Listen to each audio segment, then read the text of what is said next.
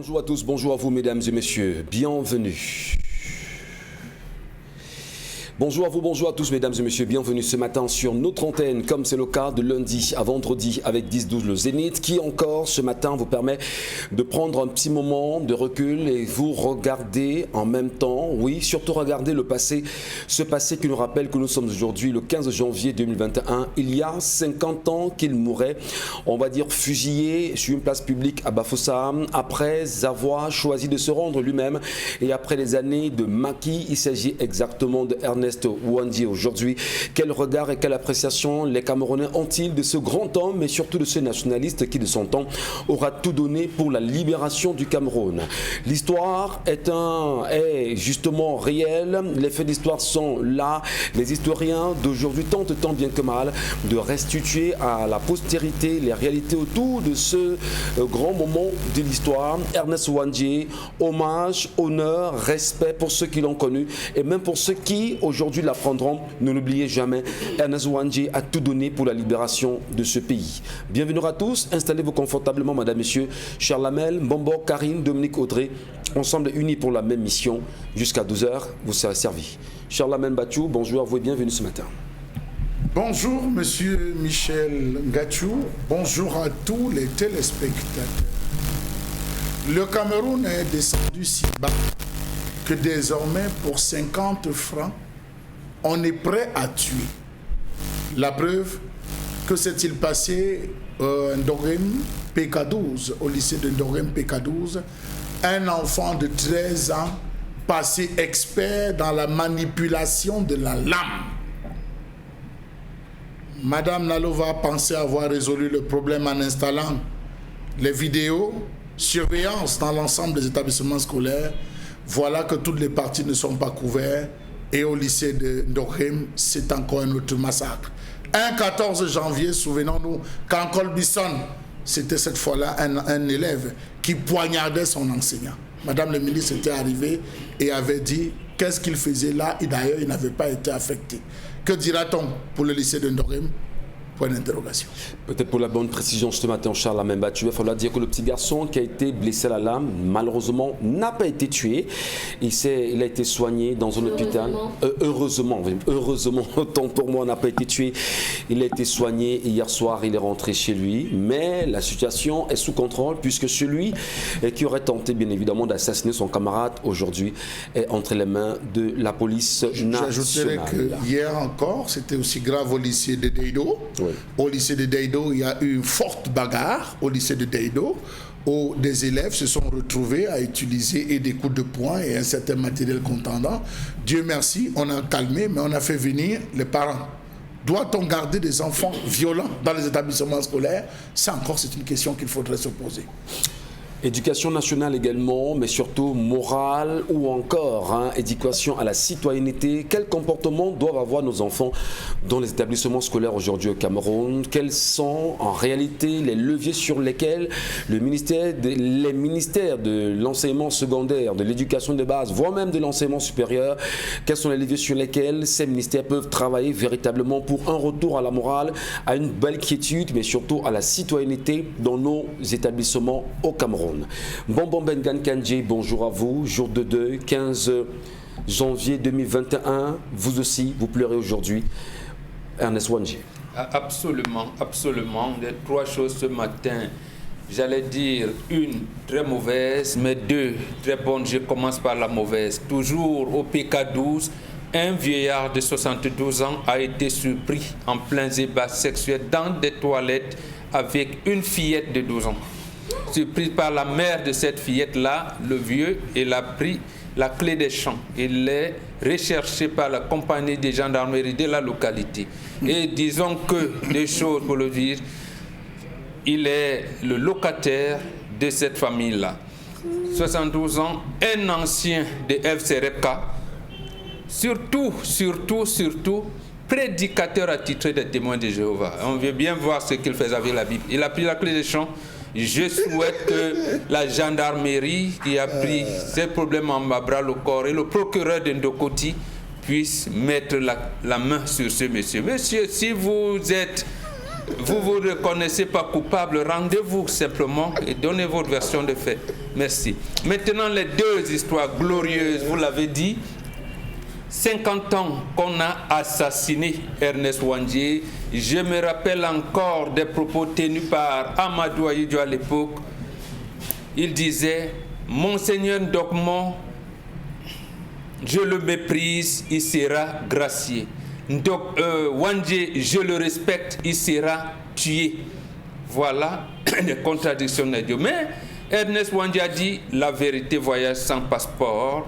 Aujourd'hui encore, le combat d'Ernest Ouandjé, quand il a dit, vous allez me tuer, vous allez tirer sur moi, je vais vous regarder dans les yeux, vous allez me regarder dans les yeux, plus tard vous allez raconter aux générations futures où en est le Cameroun. Aujourd'hui on en est là, camarade Émile comme on l'appelait à l'époque, il est là, tous les histoires sont encore là, il avait tout pour rentrer et on vous dit, pour tuer un système, il faut l'intégrer. Ernest Ouandjé nous a dit que ce n'était pas possible. La preuve aujourd'hui, on voit tous ces pseudo-UP6 qui ont voulu tuer le système de l'intérieur intégrant, comment ils ont été broyés. Ça a commencé par Maïma Matip et les autres, on les connaît. Mais toujours est-il que même aujourd'hui, la jeune génération, il y en a même qui voulaient organiser un congrès à Loum dernièrement, en faisant même sortir des pseudo-maquisards pour venir contrarier des propos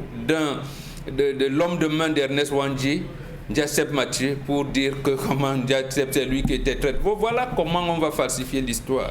Troisième bonne nouvelle, là ça concerne les femmes noires.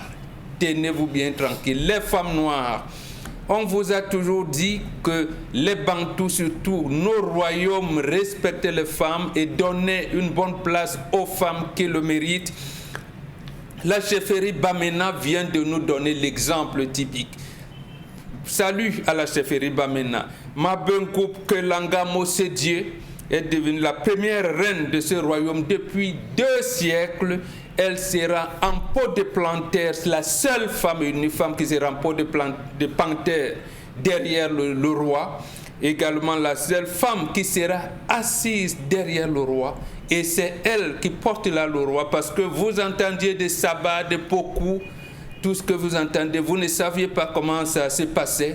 Ça vous semble être seulement des histoires. Aujourd'hui, rapprochez-vous de la chefferie supérieure Bamena qui nous fait revivre ces instants. Allez vous initier auprès de cette dame. Je répète, Mabengoup Kelanga Mossédieu.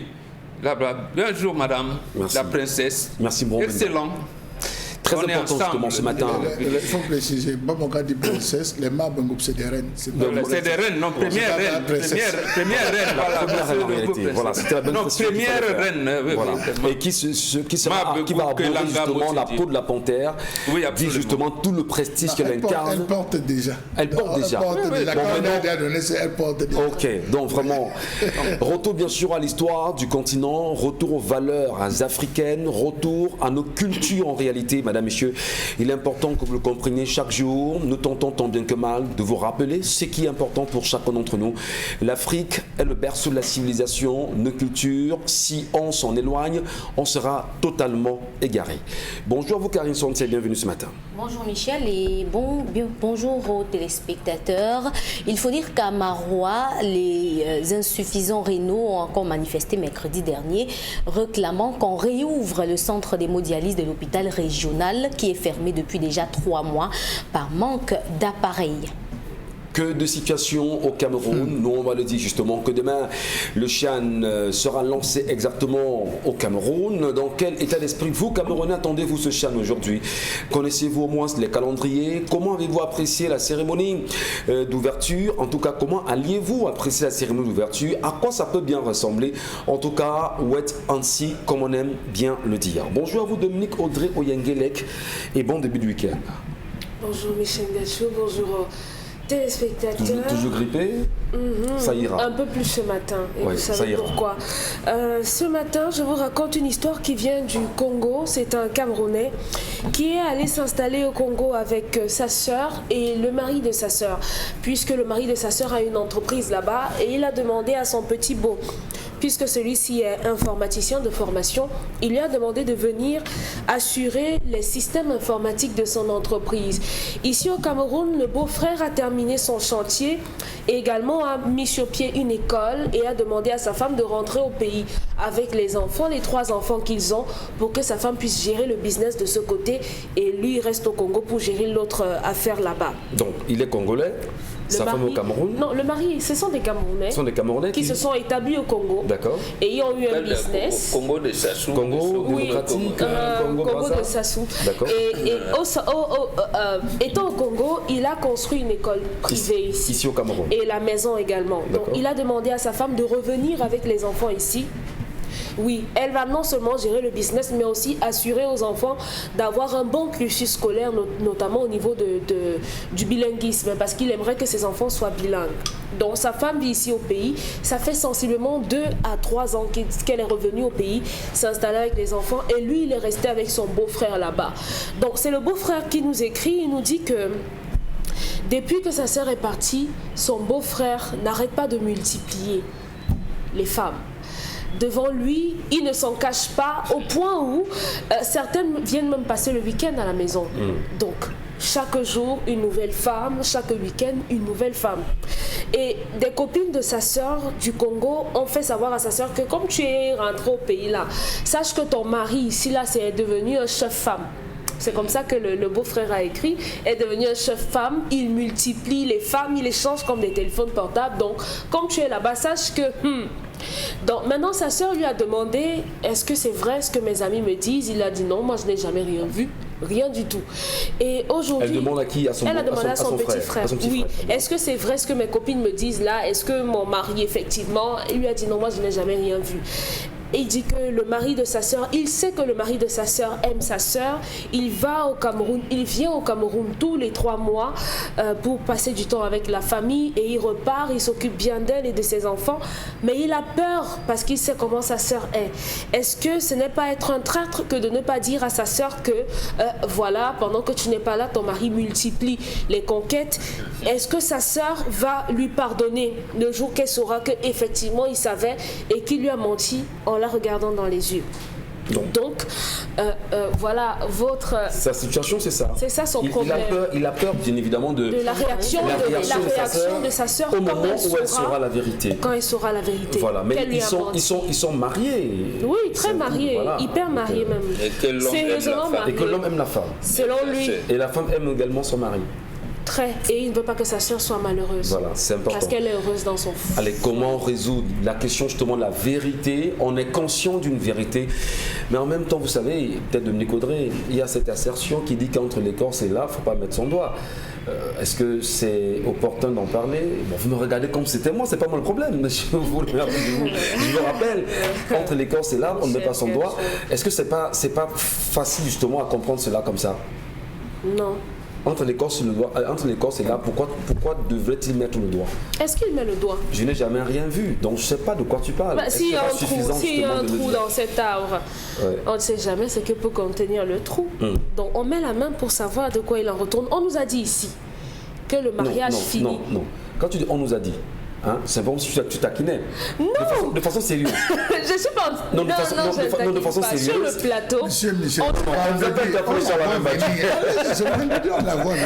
je voudrais qu'on s'appelle. On nous a dit que le mariage finit. Ce beau-frère. Mais la famille ne finit pas. Qu'est-ce que vous lui dites justement? Qu'est-ce que vous dites à ce beau-frère? Pourquoi vous ne voulez pas que je parle, Michel Ngacho? Vous avez peur de quoi? Il n'y aura rien, rassurez-vous. On nous a fait savoir ici que le mariage peut finir et que les liens de famille, eux, perdurent par-delà le mariage. Au-delà du mariage... On a enlevé l'huile sur nous, maintenant friez-nous. Non. Non. Free. Il n'est pas... Moi, j'en voudrais éternellement à mon frère s'il ne me dit pas ce genre de choses. J'en voudrais éternellement à mon ami si mon ami ne me dit pas ce genre de choses également. Et au mari? Il y a... Bon... Les gens sont comme ils sont, hein, Pembambok. Les gens sont comme ils sont. Vous aurez beau idéaliser quelqu'un, cristalliser quelqu'un, et au final, cette personne finit par vous trahir. Vous aurez beau donner du vôtre, être entier, être total, loyal envers quelqu'un, mais la personne trouvera toujours quelque chose pour vous faire du mal. C'est comme ça que les gens sont. Et je crois qu'à l'école, on nous disait l'homme est ondoyant et divers. Et parfois, c'est malsain. On le dit. L'homme avec grand H. Oui, c'est malsain. On le dit, non, mon mari, je le connais, il ne peut pas me faire ça. Ma femme, vraiment, elle est parfaite. Elle ne pourra jamais, mais il faut vivre ce genre de choses pour le croire. Cette dame a la puce à l'oreille, mais elle reste au Cameroun. Moi, à sa place, un jour, moi, je débarque comme ça, sans dire à mon mari, entre guillemets, que je suis en train de venir, puisque c'est mon mari, c'est chez moi. Je n'ai pas besoin de permission pour arriver. Je viens et je préfère. Vous savez, lorsque le doute s'installe dans le couple, c'est problématique. Parce qu'on vous a dit que votre mari serait devenu un homme. Le mari le fait. Oui, on vous a dit. Et il étouffe ses péchés en venant chaque mois. Vos compagnes, vos amis. Donc c'est un péché. Voilà. C'est un péché.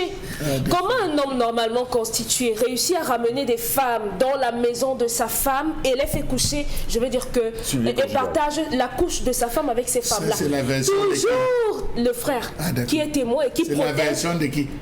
Des amis de la Les Bantous, notamment Charles Amel Bachou, nous a fait savoir ici que mon nom ne sorte pas. Un Bantou ou bien qu'un homme ne devrait pas partager son lit avec une femme qui a des maladies, machin, et toutes ces choses-là. Mais bizarrement, depuis le temps où je suis sur le Zénith, ce sont toujours les mêmes hommes qui écoutent Charles Amel, qui nous tapent sur les doigts, nous autres contacts de féministes, qui font ces pratiques, voilà. qui désacralisent le mariage selon les Bantous, qui ternissent l'image de la famille, toujours, parce qu'on va dire les occidentalisés. On n'a pas l'impression que tu sois taquine en même temps, parce que tu identifies les Bantous.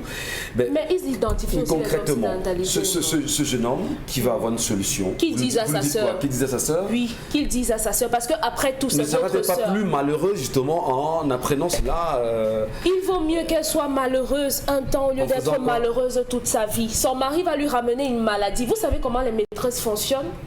Je vous ai fait parvenir un voice hier qui circule sur la toile où des femmes expliquent comment rendre des hommes comme des chiens en mettant de la viande dans leur partie. Non, je vais expliquer. Vous des gens mal à l'aise là. Non, il faut expliquer.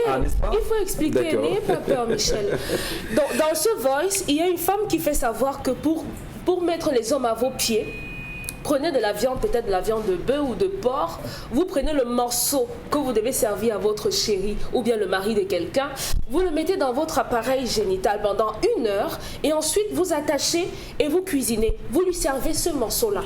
Et après, il sera votre toutou. Je dirais mieux que vous, parce qu'elle a bien dit, vous le mettez dans une espèce d'enveloppe, vous attachez. Quand vous faites votre cuisine, vous mettez... Pour pouvoir distinguer. Pour identifier justement cette viande. Quand vous allez le servir, vous retirez, vous détachez la corde et tout ce qui a été enveloppé, vous balancez à la poubelle et servez-le. Quand il mangera, alors il sera votre chien. Mais elle dit surtout ne pas le faire si vous n'aimez pas cette personne parce que il faut aimer les enfants des gens. Il sera collant. Et c'est à ça que les hommes s'exposent. Mais le danger, c'est qu'en le disant à la télévision. C'est un coup que vous venez de dire. Oui, justement, c'est dangereux. C'est sur les réseaux sociaux. Il ne va pas falloir qu'on fasse comme si les choses ne se sont pas dites. Non, mais le souci, c'est qu'on a des enfants qui nous regardent le matin. C'est pour dire aux hommes que les femmes que vous laissez entrer dans votre vie sous prétexte que vous êtes des Bantous et que chez les Bantous on doit avoir plusieurs femmes et qu'on peut avoir les femmes comme on veut parce qu'on doit faire des enfants et qu'il n'y a de richesse que d'hommes, vous vous exposez à ça, à des femmes qui vont vous instrumentaliser. Et par ricochet, ce sont vos enfants et votre femme légitime qui vont en souffrir. Donc dites à votre sœur. Question évidente ce matin, qu'est-ce que vous ferez s'il s'agissait bien sûr de vous? On entend vos réactions sur les plateformes connues. Karine, c'est votre appréciation de l'histoire de ce matin. Mais avant de préciser, dire à ceux qui nous regardent, celles qui nous regardent, qu'il y a de retour sur ces choses-là. C'est une mauvaise pratique, ne jamais le faire. Vous avez raconté. Il faut bien qu'il y ait des gens qui testent. J'aurais bien voulu qu'on le fasse. Vous avez raconté, essayez les tester. Il ne faut pas s'y mettre parce que c'est très dangereux. Très dangereux. Monsieur Michel, le retour. Alors, Karine Sontiane, nous vous écoutons ce matin. Qu'est-ce que vous conseillez à ce beau-frère? De continuer à faire comme s'il n'y avait rien, parce qu'il n'y a rien. Voilà. En fait, ce que moi je conseille toujours aux femmes, c'est de ne commencer à vous inquiéter que quand vous avez vu. quand vous êtes en couple avec quelqu'un, tant que vous n'avez pas encore vu, ne vous inquiétez pas. On va vous dire, on va vous appeler. Ce n'est pas parce que la personne vous appelle pour vous dire que la personne vous aime beaucoup. Parce que la personne espère que vous aurez une réaction démesurée et que vous allez tout faire capoter. Et si aujourd'hui elle décide de se séparer de son mari juste parce qu'elle a entendu cela, qu'est-ce que ces enfants-là, elles vont devenir? Son mari vient ici tous les 3 mois. Que quand il arrive, elle aille avec lui faire un check-up. Qu'ils finissent leur check-up et qu'elle continue sa vie. Parce que moi, quelqu'un, il est au Congo. Quand on fait un check-up, on sait si on a eu Non, pas pour les check-up. Je parle au moins pour la santé. Mon problème, c'est la santé. Mon problème, c'est pas... non, je pensais que parce qu'elle ne peut pas le contrôler. Elle ne peut pas le contrôler. Ils ne vivent pas dans le même pays. Ouais. Elle est au Cameroun, il est au Congo. Il fait 3 mois avant de venir ici. Quand il fait 3 mois, il fait comment? Pendant les 3 mois là, il fait comment? Il ne lui a jamais présenté une autre femme que bon, quand tu ne seras pas là, elle va te remplacer. Il fait comment là-bas? Elle ne peut pas le dire. Elle ne peut pas non plus attendre qu'il soit chaste pendant 3 mois et qu'il revienne la retrouver ici pour qu'il fasse le rappel de 3 mois passés. Donc moi je me dis que c'est une femme qui en venant au Cameroun savait que ça peut arriver. Elle ne pouvait pas accepter de revenir si elle ne savait pas que des choses comme ça peuvent arriver. Donc, elle doit être seulement préparée. Et ce frère, il a bien fait parce qu'il ne faut jamais être la personne par qui le désordre va venir. Vraiment pas du tout.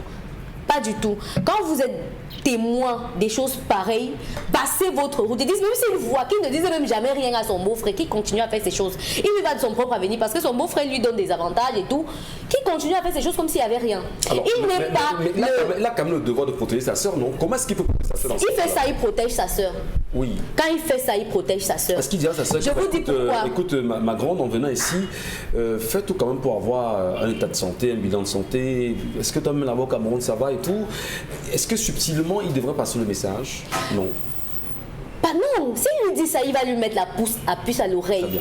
Le conseil que je donne, c'est que cette femme au Cameroun, certainement, elle est en train de regarder l'émission. Elle doit comprendre que si elle a... Oui, elle doit comprendre. C'est pourquoi si elle regarde l'émission, qu'elle ne prenne pas ça avec l'agitation. Parce que si elle prend l'affaire avec l'agitation, elle pourra tout perdre. Et cet homme, s'il a les moyens, il est capable de tout prendre jusqu'à ses enfants. Donc, qu'elle ne fasse pas les bruits. D'accord. Qu'elle sache que son mari, c'est le mariage à distance. Et en tant que mariage à distance, elle doit assumer les conséquences. Donc, quand il revient ici, chérie, est-ce qu'on peut aller faire un bilan de santé et tout, machin? Qu'elle ne fasse même pas comme si elle doutait. Non, je ne doute pas, c'est juste que... Est-ce que l'homme ne regarde pas aussi l'émission en ce moment pour se dire... Non, mais s'il regarde l'émission... Certainement, on s'est rendu compte que je fais des choses pas catholiques. Mais les deux, qu'ils le fassent. Un être humain, normalement, devrait le faire toutes les années. Maintenant, si vous êtes dans une relation, vous êtes marié et que vous vivez à distance et que vous avez les sensations que l'autre peut avoir d'autres relations en dehors de vous, faites-le. Faites-le, c'est conseillé. Ça marche. Moi, je ne conseillerais pas à ce frère de dire quoi que ce soit l'information à sa sœur. Les amis qui le disent, c'est pas parce qu'elles aiment leur ami. Charles Amen Batcho, vous appréciez bien sûr les réactions de nos 2 sœurs sur le plateau, car il pense qu'il ne faudrait pas qu'ils disent. Dominique Oudé pense en réalité qu'il faudrait quand même qu'ils lui disent pour pouvoir mieux la protéger. Et vous, qu'est-ce que vous vous dites? Je dis, monsieur Michel Ngatou, que je doute de tout ce qu'il a raconté là, je doute. Je vais avoir le temps pour... Il s'est servi de Dominique, il a atteint ses objectifs. Puisqu'à l'heure actuelle, on va réserver, toutes les femmes dont les maris sont au Congo vont réserver les billets d'avion pour partir au Congo. Là, maintenant, vous venez de créer une psychose dans les familles. Elle ne le fasse pas. Ouais, j'ai dit, vous venez de créer une psychose. Elles sont déjà en train d'appeler. Est-ce qu'il y a une place libre parce qu'elles veulent débarquer? Non. Monsieur Michel Ngatou, l'homme a assigné un rôle à sa femme. Voilà. Madame, occupe-toi de notre patrimoine. Je cherche, tu multiplies. Elle n'a même pas tu encaisses. Elle n'a pas le temps des détails. Une femme comme celle-là, fut-elle la mienne, débarque sous les conseils de Dominique Audrey que je prononce le divorce à l'immédiat. Je dis, je prononce le divorce à l'immédiat. Elle sort rapidement de ma vie. Sans te dire. Ce n'est pas mon problème, monsieur Michel Ngatou. Non, quel débarque sans te dire. Sans me dire, oui, ça s'arrête là. Elle prend sa route et je cherche quelqu'un d'autre qui va la remplacer. Je ne perds pas de temps avec ça. On lui a assigné une fonction. Madame, va t'occuper de mes biens, de nos biens, nos enfants, le patrimoine. Elle vient s'occuper du patrimoine. Le reste, c'est des détails. Je suis avec ton petit frère. ton petit frère est chez moi. Il n'est pas mon petit frère, mais il est mon beau. Monsieur Michel Ngatsou, en tant que beau, il n'a pas le droit de me contrôler. Première chose. Deuxième chose, il dit les filles défilent à la maison.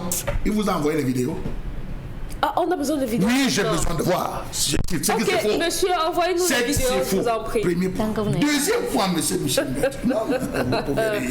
Franchement, Salamel, La preuve. vous êtes un gymnaste aujourd'hui. Non, je suis pas gymnaste. La preuve. Au tribunal, vous avez besoin de quoi? La preuve. On a besoin de preuves. La preuve. Est-ce que ce n'est pas une collègue avec qui j'ai une séance de travail? Tous les week-ends, elle passe le Vous week-end. voyez, on travaille à tout moment. Et elle dort dans votre lit. Ah, c'est vous. Là travaillez. maintenant, vous ajoutez l'option elle dort sur le lit. Donc, viens-tu voir comment je ronfle? Vous voyez qu'il n'est pas sérieux, C'est ça. pas possible. Attendez, il faut quand même. On est dans un débat d'idées. Non, mais monsieur Michel Ngatsou, les règles du mariage, lui-même se marie demain. Lui-même va se marier demain. Les règles sont claires. Voir sans voir, entendre sans comprendre, sans sentir, vit comme s'il est passé. À qui le dites-vous? Je le dis au beau-frère. Au frère de la sœur. C'est les règles du mariage. C'est les règles du mariage, monsieur Michel Ngatsou. Il n'a rien à dire, il n'a même aucun avis à donner à ce niveau. Tout ce qu'il peut faire, peut-être, c'est appeler son beau et dire à son beau, vraiment grand frère. Je sais que c'est grâce à toi que nous nous battons et tout, mais ce que tu es en train de faire là, ça me met mal à l'aise. Quel langage doit-il, quelle attitude doit-il Comme adopter? ça. C'est que je dis. Comme ça. Il dit grand frère. Est-ce vraiment. qu'il aurait une oreille facile Non, d'entendre? qu'il le dise. Qu'ils le disent, que grand frère, vraiment, Ouais, il ça me trouverait met une maison, il va mal à vivre l'aise. là-bas. À défaut de ça, vraiment, j'aurais souhaité que tu m'envoies. Je vais rester ailleurs. C'est très simple à le dire. Vous ne pouvez pas savoir quelles sont les contraintes que ce monsieur a. Contraintes professionnelles, qu'est-ce qu'il peut avoir. Vous ne pouvez pas imaginer monsieur Michel Ngatsou. Faites ça loin.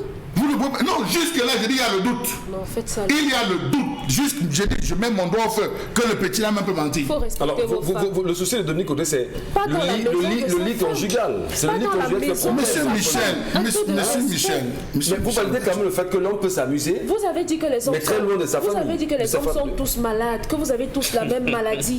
D'accord, et qu'elle est incurable. Ok, on vous le concède.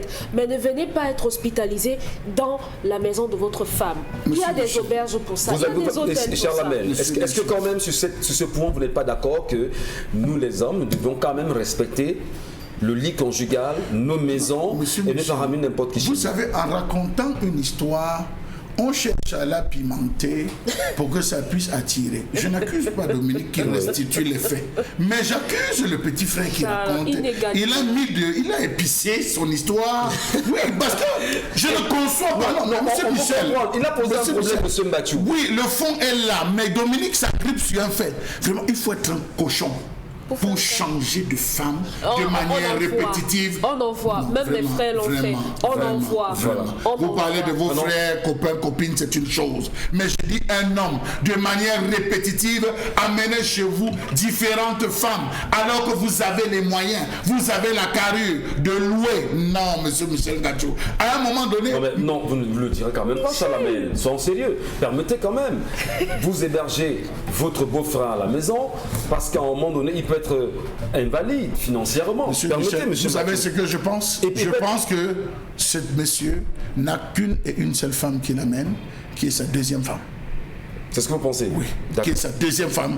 Donc, qui l'amène. vous estimez que la piment- Parce que monsieur Michel Ngatsou, Notre femme, c'est un homme comme celui-là, je n'ai pas dit qu'il est bantou, parce qu'on l'a attribué vulgairement l'expression bantou. Les bantous ne se comportent pas comme ça. Je pense que c'est une femme qui l'amène. Il a décidé d'avoir deux femmes. Celle qui va rentrer s'occuper des affaires du pays et celle qui va continuer les affaires. Permettez-moi. Voilà. Celle qui va continuer les affaires ici. Nous avons plein d'opérateurs économiques qui ont des affaires dans tous les C'est pays. bon, Salamel. Dans tous les pays. Merci. Ils se battent à avoir des femmes qui vont suivre leurs actions de santé et avoir d'autres. Donc je pense qu'il est dans cette logique. Mais plusieurs femmes, non. Je donne l'avis de Mbombo Bengan sur la question, parce qu'en réalité, c'est une situation, nous vous interpellons sur le cadre, du moins les cas généraux que nous avons dans les sociétés africaines aujourd'hui. Est-ce que ce garçon devrait véritablement s'offusquer de voir son grand frère ou son beau-frère amener les femmes à la maison? Peut-être oui, peut-être non, vous donnerez bien sûr votre avis. Deuxièmement, comment est-ce qu'on assure l'harmonie dans les familles, du moins en respectant sa belle famille dans ce type d'attitude-là? Parce qu'en même temps, quand vous ramenez des hommes, des femmes dans votre maison, sous les yeux de votre beau-frère, le sentiment que se dégage, c'est que vous ne respectez même pas la famille de votre femme. Qu'est-ce que vous dites, Mombo? Je vais prendre 2 citations de Amadou Ampatemba dans son livre Amkoulel, l'enfant Peul, paru en 1991. Première, en Afrique traditionnelle, l'individu inséparable de sa lignée qui continue de vivre à travers lui et donc il n'est que le prolongement des citations. Donc le garçon, les sœurs resteront des sœurs, c'est pour ça qu'on dit que le mariage peut finir. Maintenant, la femme a des enfants qui vont continuer à vivre à travers elle, à travers son mari. Comment on pense donc assurer l'équilibre? Autre chose pour le problème du mariage, il dit, je cite, je parle d'Amadou Ampatemba, ne regrette rien, il faut toujours continuer à apprendre et à te perfectionner. Et ce n'est pas à l'école que tu pourras le faire, mais dans la vie, c'est dans la vie qu'on se forme. Fin de citation. Donc, pour ça que Charles Hamel s'est vertu à rappeler les règles du mariage, justement. Quand tu vas en mariage, pour les femmes qui ont appris même des prémices du courant, les dit, ma fille, tu vas marier, même comme tu as signé monogamie là, tu n'es pas seule. Ne suis pas ton mari, on ne surveille pas ça. Voilà les règles du mariage. La première règle du mariage. Donc pour ce cas précis, en plus de ce que Charles Hamel a conseillé aux garçons, il peut même dire, pour l'équilibre de la famille, il dit, mon beau, comme tu vois là, Marie-Jeanne, l'amie de ma sœur, et elle, ont déjà, ma sœur m'a appelé hier, que on fait. Qu'il y a des choses comme ça. Donc, sache que à tout moment, ma sœur qui est ta femme, on lui raconte des choses là. On lui raconte des choses. Solidarité masculine. C'est comme ça que ça se fait. Le gars va préserver l'équilibre. Parce qu'en fait, dans le mariage, qu'est-ce qu'on sauvegarde? L'harmonie. C'est la fonction qu'il a à ce moment précis pour Absolument. parler de l'intelligence des situations. Absolument. Et cette fonction intègre donc également votre histoire que vous avez racontée là tout à l'heure, le Tobassi. Un Bantou, cher ami, c'est un gars qui s'initie, qui est initié. Ça commence par la circoncision. Quand on te circoncis vers 10 ans, c'est par promotion qu'on circoncisait les gens. Vous avez, chez les doigts là, on vous appelait voodoo, quelque chose comme ça. Bon, quand on vous circoncis, cet organe sent mal. C'est là où on vous dit, hey, tu vas l'utiliser demain, cet organe. Et avec plaisir. On t'apprend donc à l'utiliser. Et justement, à savoir qu'il y a les panthères. Tu manipules donc les forces visibles et invisibles. Ça veut dire que fais ton tobassi là-bas, je vais même manger ça. Même ce qu'on dit souvent qu'on met dans les têtes des poissons. Ajoute encore. Quand tu es donc un bon bantou, tu regardes la femme là comme ça, elle va commencer à gratter la tête, elle peut devenir folle là. Oui. Ah oui. Mais si tu l'aimes, tu lui dis chérie, viens, on te dit bon, elle saura. Mais si elle pense qu'elle est ouverte aujourd'hui, parce que généralement, la première repas, tu regardes, tu dis non chérie, elle n'est pas faite. Non, tu ne manges pas, tu sens, tu dis non, viens, pardon. Tu fomentes une histoire là, où tu vas repartir. Mais quand elle fait le deuxième fois, tu dis non, rassure-toi là. Ce poisson-là ne mange pas. C'est un bantou. Le fait parce que ce qu'on fait, c'est scientifique. Elle a fait ses trucs, elle a mis dans la marmite, elle pense que tu as tâché. C'est le faux bantou. Petite dérision. Oui, c'est des faux bantou. Comment on identifie D'abord, on s'initie. C'est pour ça que je vous dis, un enfant de 9 ans, 10 ans, 11 ans qu'on circoncis, on te dit, mon fils, tu es devenu un homme. Tu ne dois plus te laver avec les femmes. Voilà, là où tu sens mal. Là où tu sens mal, ça empêche qu'il ne soit pas victime du Thomas. Non, mais justement, l'initiation, c'est le début de l'initiation. Ouais. Ça continue en disant, quand tu auras une femme demain, ne lui dis pas tout. D'accord. Ne lui dis pas tout. Même si tu gagnes 100 francs, dis-lui que tu gagnes 80 francs. Mais dans les 80 francs, là, tu vas réserver 20 francs. Bon, ça va réserver que tu réserves 40 francs, que tu regardes.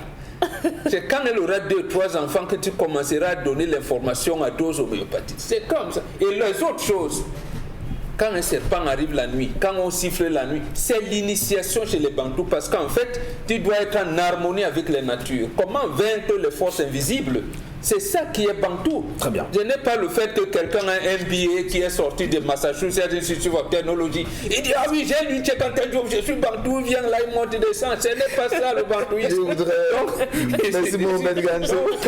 En réalité, c'est que lorsque vous expliquez, je regarde Chalamel qui est très embarrassé. Parce que moi, je ne suis pas embarrassé, je veux ajouter... Non, il va me mettre du nez. En quelques secondes, c'est bon, Chalamel. Vous voilà qui venez de célébrer votre fête de fin d'année, non? Oui. Voilà. Vous êtes sortis de la fête de fin d'année, vous êtes sortis avec tous des ventres vides, des corps plats. Voilà. Chez les Bantous, lorsqu'on passe d'un cycle à un autre, on appelle l'enfant à la cuisine, on lui donne l'antipoison, il doit lécher. On lui donne l'anti-charme, il doit lécher. On lui donne l'attirance, on met dans la bouche, on le lave.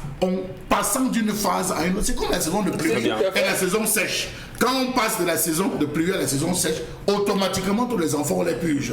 Mais beaucoup de gens ne savent pas la transition d'une période à une autre. Donc vous dites, comme on dit, l'initiation, chaque année on prend l'antipoison. Vous avez beaucoup de gens qui marchent avec des ventres vides. Ils n'ont pas d'antipoison. Dès que tu déposes, ils goûtent. Et il va voir quelqu'un venir prendre, dès qu'il va goûter un morceau. Seulement la salive, le ventre, il va partir au ciel, il va revenir en disant ici ce n'est pas bon et il sera comme bon vous l'a dit. Merci. Merci beaucoup. Merci infiniment, madame, monsieur. Merci pour l'intérêt que vous nous portez chaque jour en nous regardant sur cette antenne. Mais surtout, merci de comprendre les réalités sociologiques qui nous traversent aujourd'hui. Qu'est-ce que vous direz bien sûr à ce beau-frère? On vous lira tout à l'heure. Tout de suite, la colère.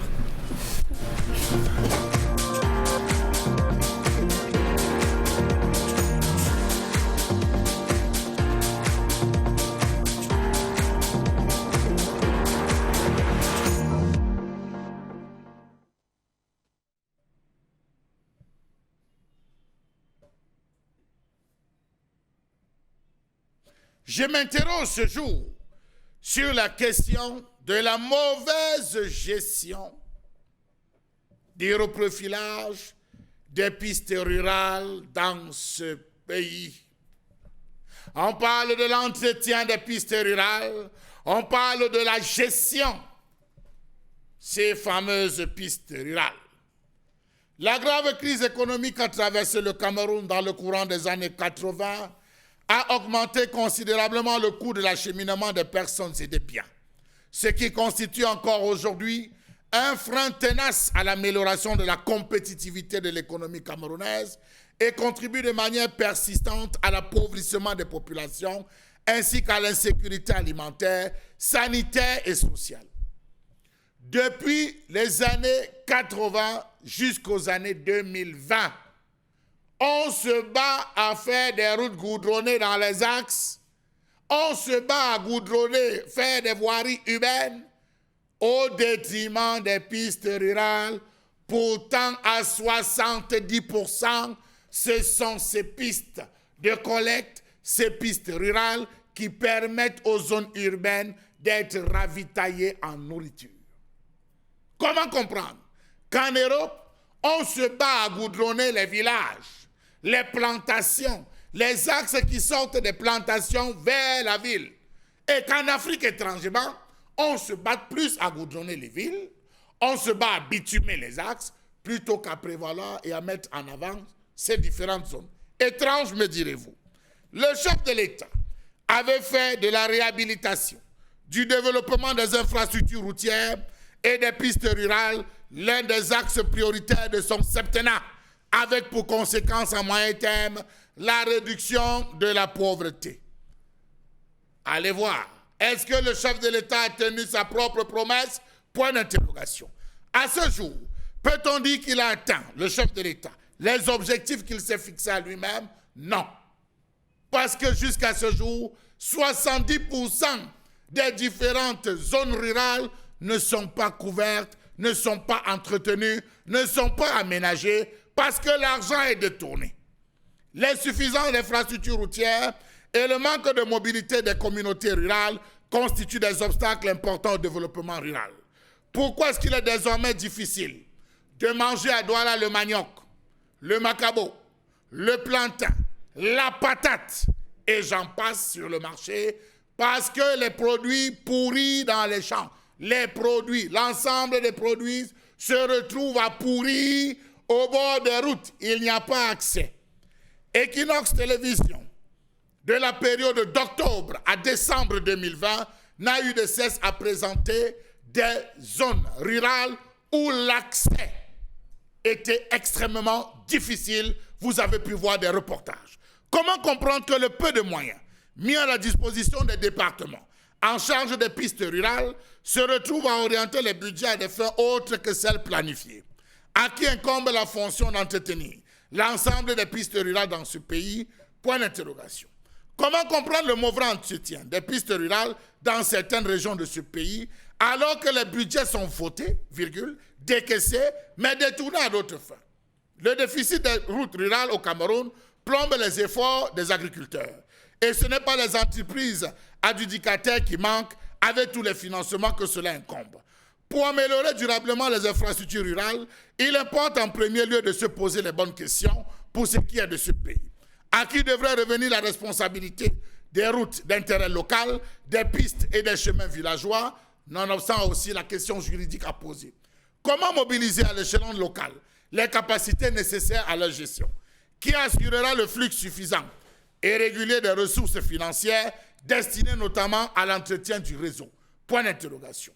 Comment comprendre le fait que les collectivités territoriales décentralisées aient une capacité d'encadrement non seulement irréaliste, mais inefficace?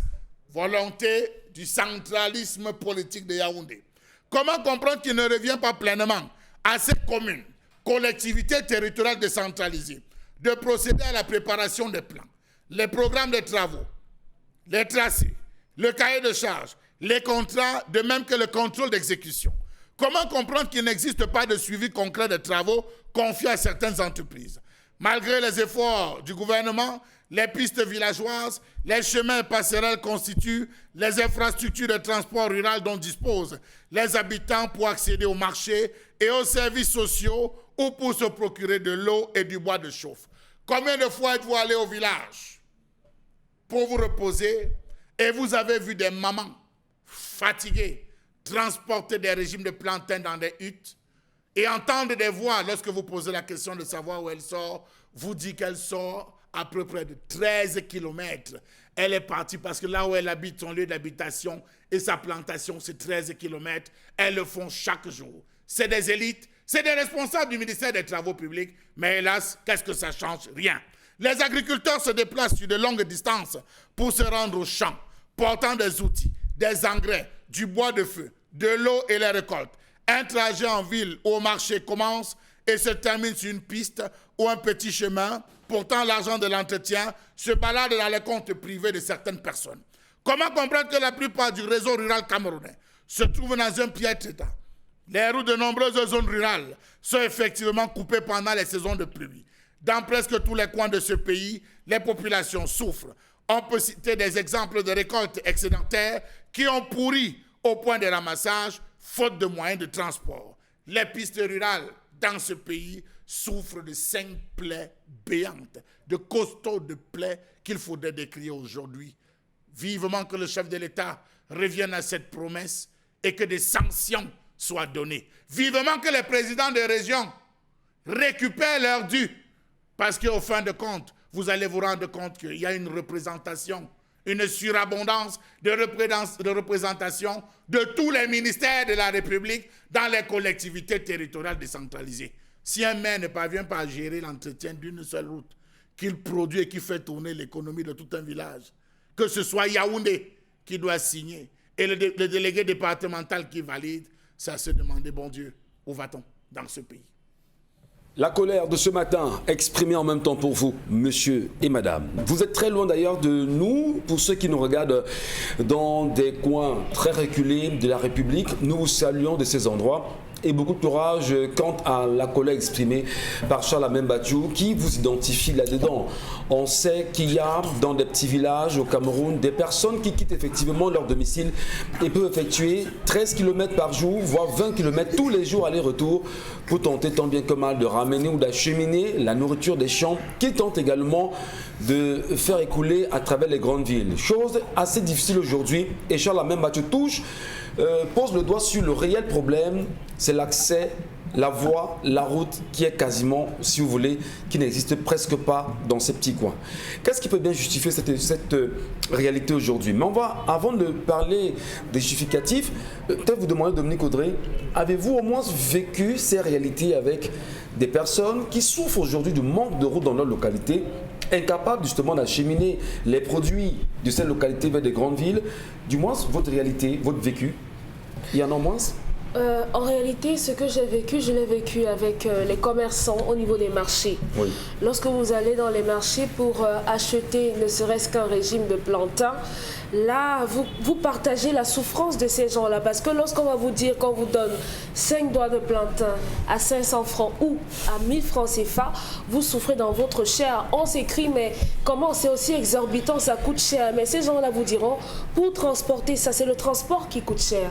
Le plantain en lui-même ne coûte pas tant que ça. Imaginez les populations qui sont du côté de Nitoukou, comment est-ce qu'elles font pour s'en sortir, pour sortir avec toute leur production pour arriver ici. Le Cameroun, à l'an 2000, a mis sur pied ils ont appelé ça une sorte de stratégie d'entretien, de réhabilitation des routes et tout ça. Il fallait mettre sur pied et implémenter des mécanismes pour pouvoir réhabiliter ces routes-là. Mais malheureusement, ça ne se fait pas. Ça ne se voit nulle part. Même lorsque vous allez du côté de Dizangué, lorsque vous allez du côté de Mouanko, c'est ce qu'on appelle malheureusement les zones reculées, l'arrière-pays. Pourtant, il ne devrait pas avoir d'arrière-pays. Au Cameroun aujourd'hui, on a du mal à manger, ne serait-ce que le maïs pour consommer le couscous. Pourquoi? Parce que on va vous vendre une boîte de maïs à 300 francs CFA.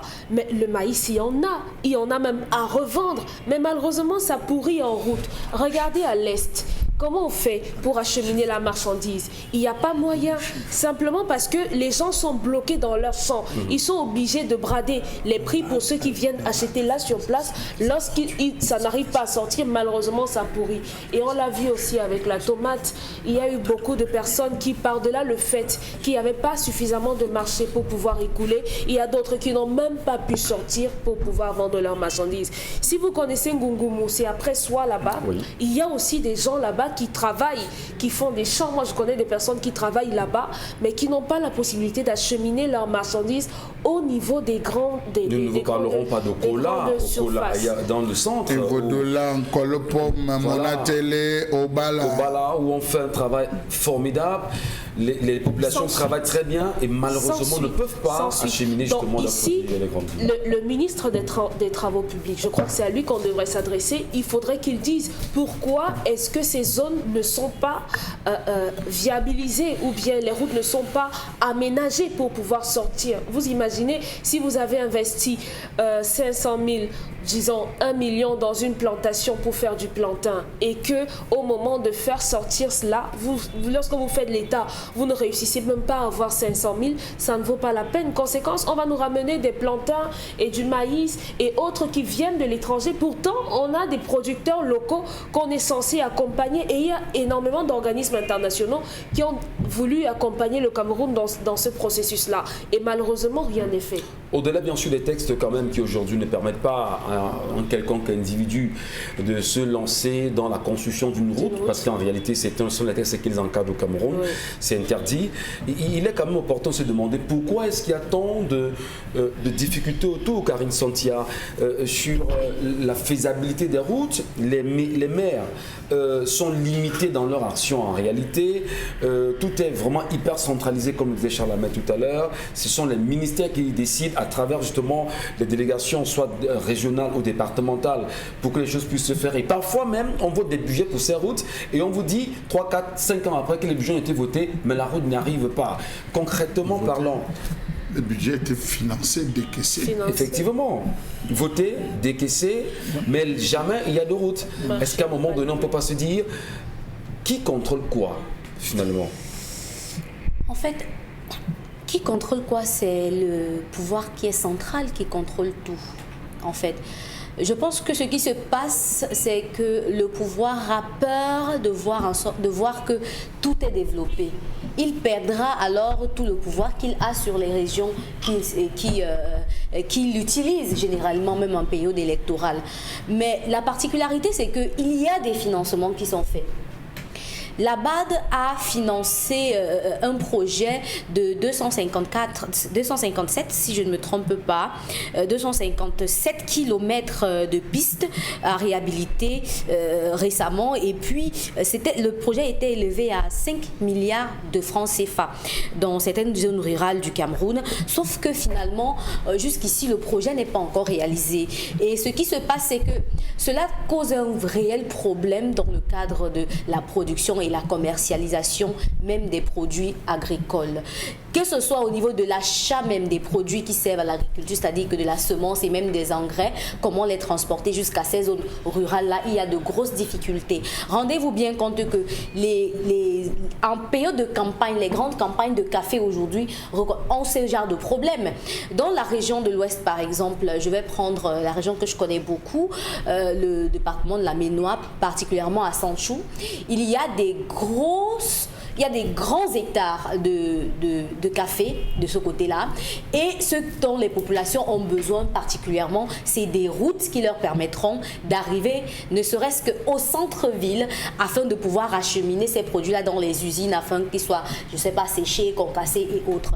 Parfois même, ils finissent les cueillettes et le temps qu'on vienne chercher les produits, ça commence à pourrir. Ils sont obligés eux-mêmes d'étaler pour permettre le séchage à un certain moment. Maintenant, pendant que vous séchez, il y a des gens qui viennent voler, il y a les bestioles qui viennent éparpiller vos produits. Donc, il y a beaucoup de difficultés auxquelles les gens font face dans les zones rurales. C'est la raison pour laquelle, lorsque vous arrivez, par exemple, après une campagne de café, et qu'on vous dit que le kilogramme de café a chuté, vous voyez ces agriculteurs-là dans la grogne, parce que, en fait, après avoir investi tout cela, et que le prix chute, vous êtes vraiment dans beaucoup de problèmes, il faudra rembourser les dettes et autres. Maintenant, les pistes rurales ne sont pas que des pistes commerciales pour les grands produits. Il y a aujourd'hui des zones rurales dans lesquelles on produit beaucoup de macabo, par exemple des tubercules.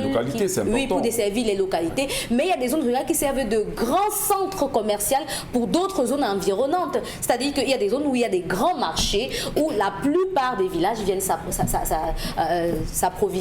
Sauf que s'il n'y a pas de véritables routes qui permettent de miner, parce que certaines contrées au Cameroun sont situées sur des vallées ou encore sur des montagnes, ce qui fait que grimper c'est difficile si les personnes qui vivent au village ont un certain âge.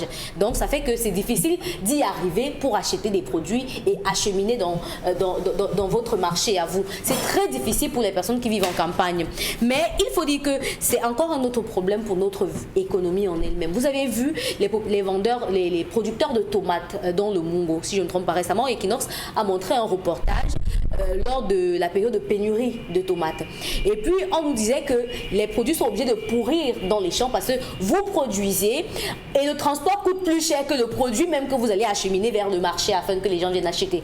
Vous vous rendez bien compte, vous payez le transport de votre champ au marché à peut-être 3 500 francs et vous vendez, votre moto va porter par exemple 5 à 6 cajots de tomates. Vous vendez le cajot de tomates à 500 francs quand vous arrivez au marché. Finalement, vous avez carrément tout perdu. Une des choses qui peut bien avoir des conséquences fâcheuses autour de la production agricole au Cameroun, mais surtout même pour ces réalités entre les populations qui voudraient bien se mouvoir d'un point à un autre. Mais qu'est-ce qui peut bien justifier que l'on en soit là en 2021? On nous parle d'émergence SND, oui, nous sommes sur la stratégie nationale de développement d'ici 2030. Pourra-t-on véritablement, Charles Amel Henry, je vous en prie, est-ce que cette stratégie nationale de développement peut résoudre efficacement ce problème aujourd'hui? Comment aider les populations camerounaise de ce qu'on appelle entre guillemets l'arrière-pays à écouler facilement les produits agricoles vers les grandes villes et inviter le ministère des Travaux publics à réhabiliter ces voies d'accès, surtout interpeller la décentralisation qui semble être en marche aujourd'hui avec les conseillers régionaux. Quel travail peut être fait? On en reparle.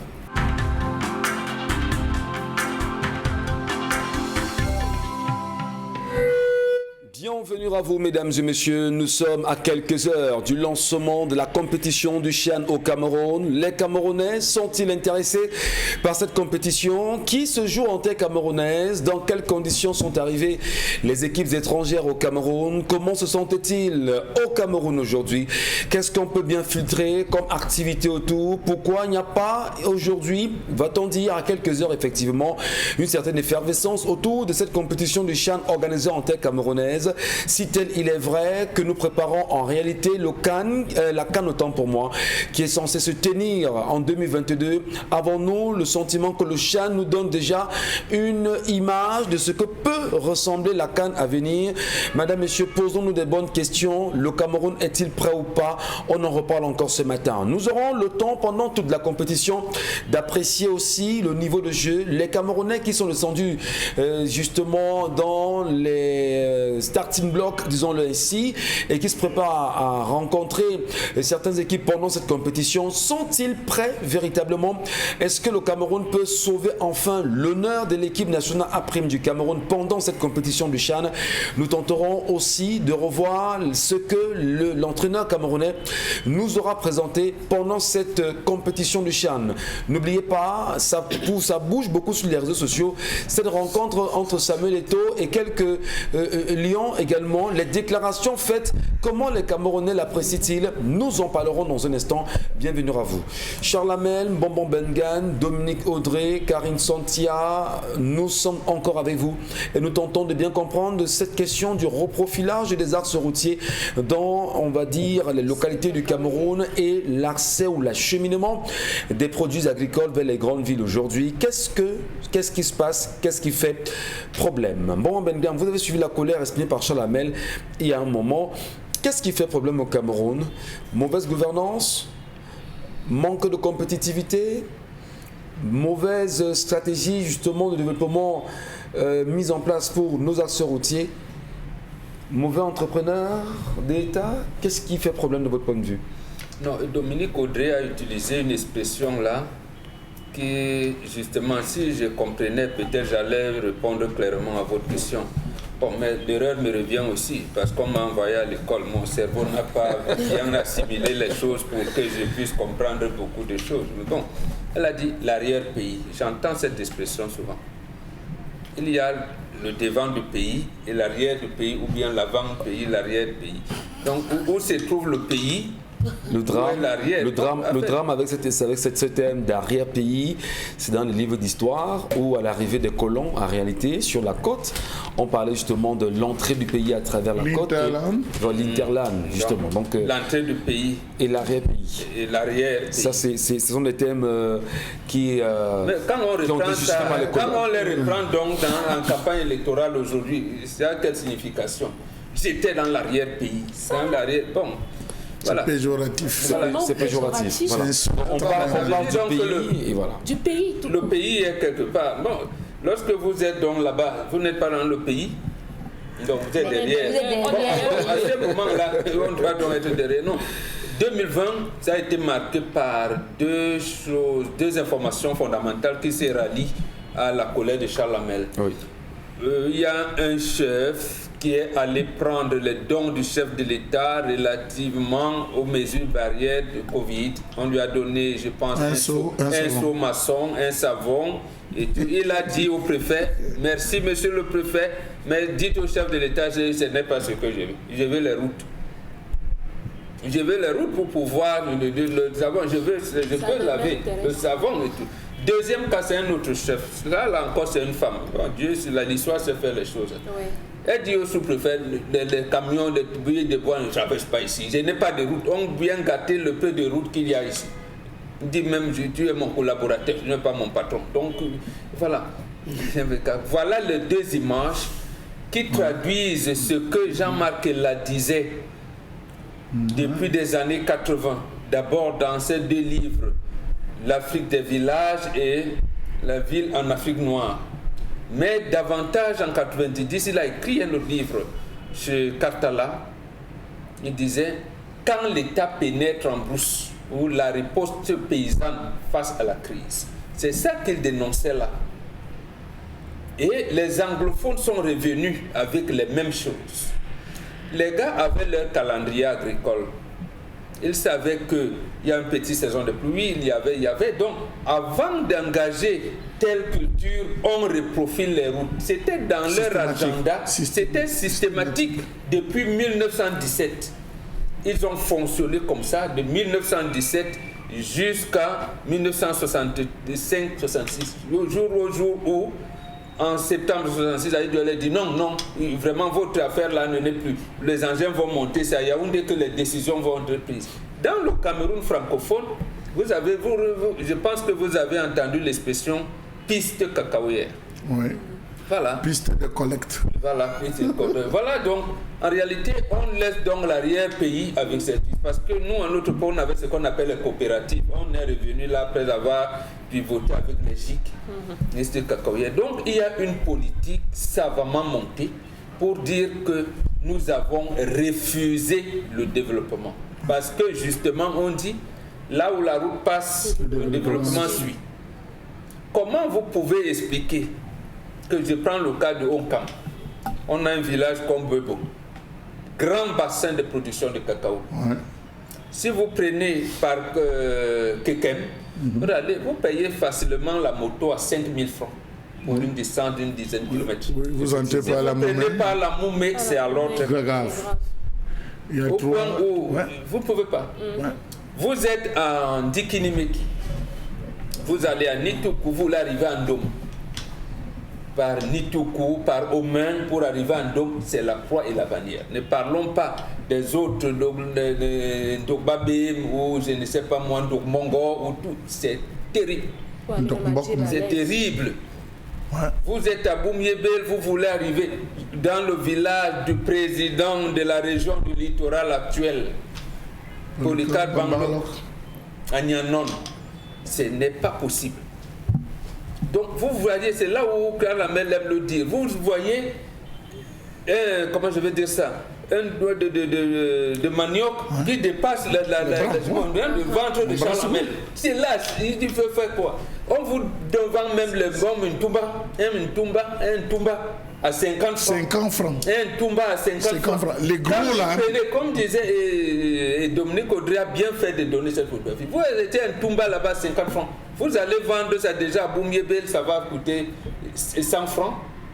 Et à Douala, on va vous dire non. Conséquence, puisqu'on ne peut pas vendre un tumba à 200 francs à Douala, ils vont dire bon, je ne peux pas. Oui. Et conséquence, le tumba de 50 francs va connaître une cure d'amaigrissement là-bas à Nyanon, parce que puisqu'il faut le vendre au moins à 100 francs. Vous voyez cette difficulté-là. C'est des conséquences. Hein? Voilà. Vous avez dit donc à Ezeka, vous voulez aller à Makak.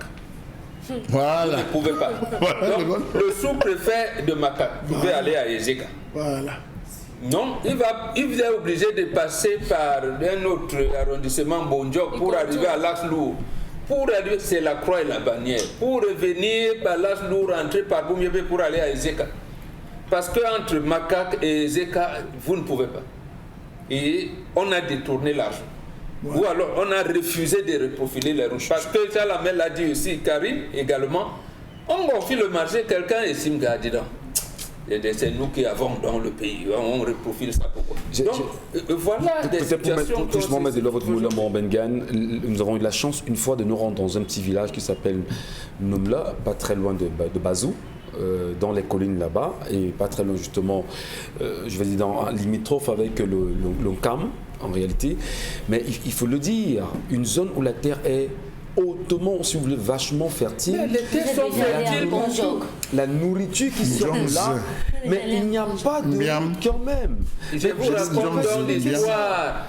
Il est là, il nous regarde, l'actuel ministre de l'eau, de l'énergie, et l'un de Somba.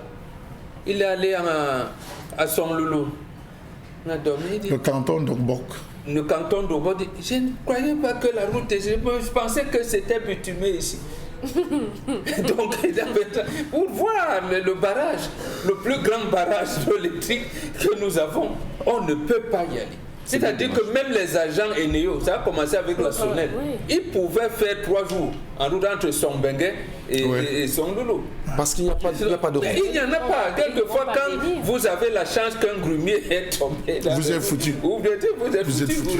Est-ce qu'on a la chance au moins que la nouvelle stratégie nationale de développement à l'horizon 2030 soit à même, oui, on interpelle. Ce sont des projets gouvernementaux. Ce sont des projets gouvernementaux. Et il faudrait que les Camerounais comprennent qu'il y a un nouveau thème, stratégie nationale de développement à l'horizon 2030. Ils n'ont pas encore procédé, M. Michel Ngachou, ils n'ont pas procédé à la relecture, ils n'ont pas lu d'abord. Parce qu'il y a un séminaire, il y a d'abord un séminaire de lecture et explication. Parce que vous le savez, dans tous les ministères, il y aura des séminaires qu'on va organiser sur l'explication, les termes de référence et tout, que les gens commencent à intégrer. Parce que jusqu'à présent, vous n'avez pas, tous les ministres à qui on tend le micro n'ont pas encore parlé de SDN. Dès qu'ils auront fini ces séminaires coûteux et pompeux, c'est là que vous allez venir suivant la stratégie nouvelle impulsée par le président de la République. Nous sommes plongés dans la stratégie nationale de développement. C'est après la lecture. Donc pour le moment, M. Michel Ngachou, ça ne pourrait pas nous aider. Vous disiez hier que comment le projet arrive à maturation. On met d'abord la provende, c'est-à-dire que le ministère de l'économie de plan, il la met la provende. Après, on vient au finances, le ministère des Finances, il ajoute un peu d'engrais. Bon, si c'est pas le dosage n'est pas approprié, le projet n'arrivera jamais. La présidence peut pas arroser. Avec les réglementations climatiques, le président, avec sa magnanimité, peut arroser. Et si le continue, bon, alors, justement, comment sauver ces voies, ces routes aujourd'hui? Que doit faire la population ou les populations? Que doivent faire les populations? Je suis quelque peu d'abord surpris, vous allez permettre qu'on ait mis à disposition le journal des projets alors que les présidents des régions n'ont pas encore pris fonction. Peut-être c'était pour leur dire que voilà. Les présidents des régions n'ont pas encore pris fonction. Il y en a qui ont pris fonction déjà. Il fallait, les élections ont eu lieu. Il fallait qu'ils prennent fonction. A pris fonction, a été installé déjà dans ses fonctions. C'est ça ce qu'on appelle l'hypercentralisation.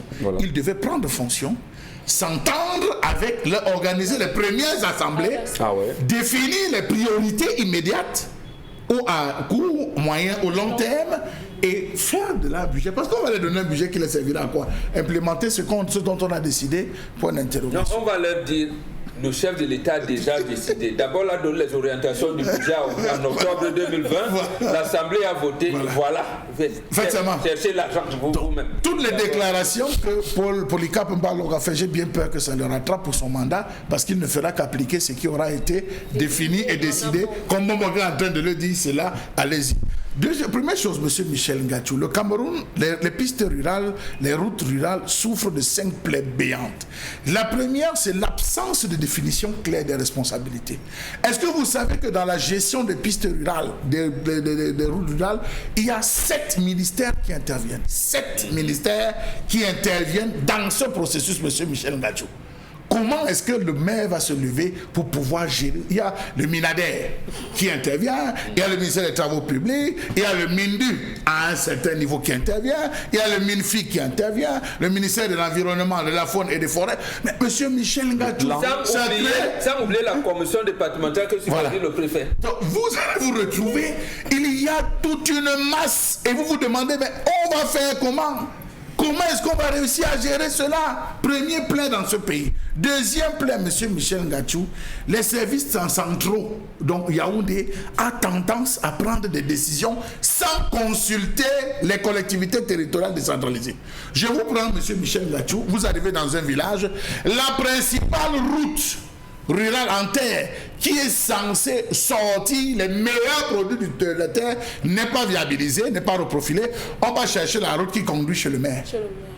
qui conduit chez une élite ministre de la République, c'est celle-là qu'on peut reprofiler, qu'on peut aménager, et on vous dit que c'est un projet, ça a été enregistré, la route s'arrête devant sa porte, les véritables zones sont négligées. À qui la faute? On vous dit allez au ministère, allez à Yaoundé, allez discuter, les décisions viennent de Yaoundé. Vous pensez que les populations vont penser quoi, M. Michel Ngatsou? La programmation des travaux est inconsistante et parfois mal coordonnée. Vous voyez, est-ce que vous savez que dans les zones rurales et dans certaines zones à l'ouest Cameroun, ceux qui gagnent les marchés travaillent avec les mécaniciens de Caterpillar? Et les gars, tu vois que l'engin qui est gâté là, ça peut démarrer? Oui, on loue le porte-chat, on va déposer au village. On dit démarrer, on démarre, ça roule 2 minutes, ça fait... Il disparaît, il ne revient plus. Il revient lorsqu'il y a manifestation pour dire la sorcellerie de ces villages a empêché que le travail ne continue. Les sorciers doivent être bannis de ces villages, sinon la roue ne passera pas. Le budget est déjà avalé, alors que le gars a gagné son gombo avec un mécanicien. Incroyable. Mais je vous dis comment ça fonctionne. Ils sont nombreux qui abandonnent. Ils portent, ils viennent, ils abandonnent. C'est des caterpillars morts. Petite virgule, cher Ahmed. Permettez, virgule. Comme ceux qui poussent au... Non, ce que vous dites est tellement pertinent et c'est très important que l'on sache. Ça veut dire désormais que en matière de reprofilage des routes, dans les localités bien connues, lorsqu'un caterpillar arrive dans le village, les populations peuvent-elles demander au maire, peuvent-elles demander, que ce soit au sous-préfet ou au préfet, de se rassurer de la qualité justement du matériel à même de faire ces travaux? D'abord, est-ce qu'il y a des services techniques à la mairie? À la mairie. J'arrivais sur la 5e plaie, j'arrivais, monsieur. Vous avez la 3e plaie, monsieur Michel Ngatsou. Les crédits d'entretien insuffisants qu'on donne parfois aux maires. Est-ce que vous savez que le kilomètre de terre, d'aménagement et d'entretien pour des routes en terre, c'est 60 000 francs le kilomètre? Je vous donne, c'est 60 000 francs, je vous donne le prix. C'est 60 000 francs le kilomètre, monsieur Michel Ngatsou, qu'on paye. Certains autres se retrouvent avec 2 millions. Le budget total annuel au Cameroun, c'est 10 milliards. Pour toutes les régions, les zones forêts. C'est 10, j'ai dit 10 milliards, monsieur Michel Ngatsou. Il y a des zones qui se trouvent avec 2 millions. Voilà ce qu'on vit dans un pays comme le Cameroun, où vous avez des zones Bamboka cité, où vous avez le Macabo qui est plus que mon bras, plus que ma taille. Vous avez des... Je vous prends le cas de Yoko. Ah oui, là. Je vous prends le cas de Yoko chez le ministre de la Communication, monsieur Michel Ngatsou. Tout à fait. Allez faire un tour à Yoko. Mais on vous vend un chimpanzé costaud comme moi à 10 000. J'ai dit 10 000. Vous avez des régimes de plantains, de Matousalem, monsieur Michel Ngatsou. 1000 francs, 1500. Voilà une région qui produit le Ndiansang. Si on a de l'Angoulou, le Ndiansang, monsieur Michel comme ingrédient dans le meilleur. Les gens traversent l'Arabie Saoudite et tout pour venir acheter le Ndiansang ici, là, dans le Mbam, Angoro, Talbandek, Bafiaman n'a pas trop. Comme cette différente zone où la terre est extrêmement fertile. Mais là-bas, il n'y a pas d'électricité. Les groupes fonctionnent, monsieur Michel Ngatsou, les stations de sciage fonctionnent avec les groupes électrogènes.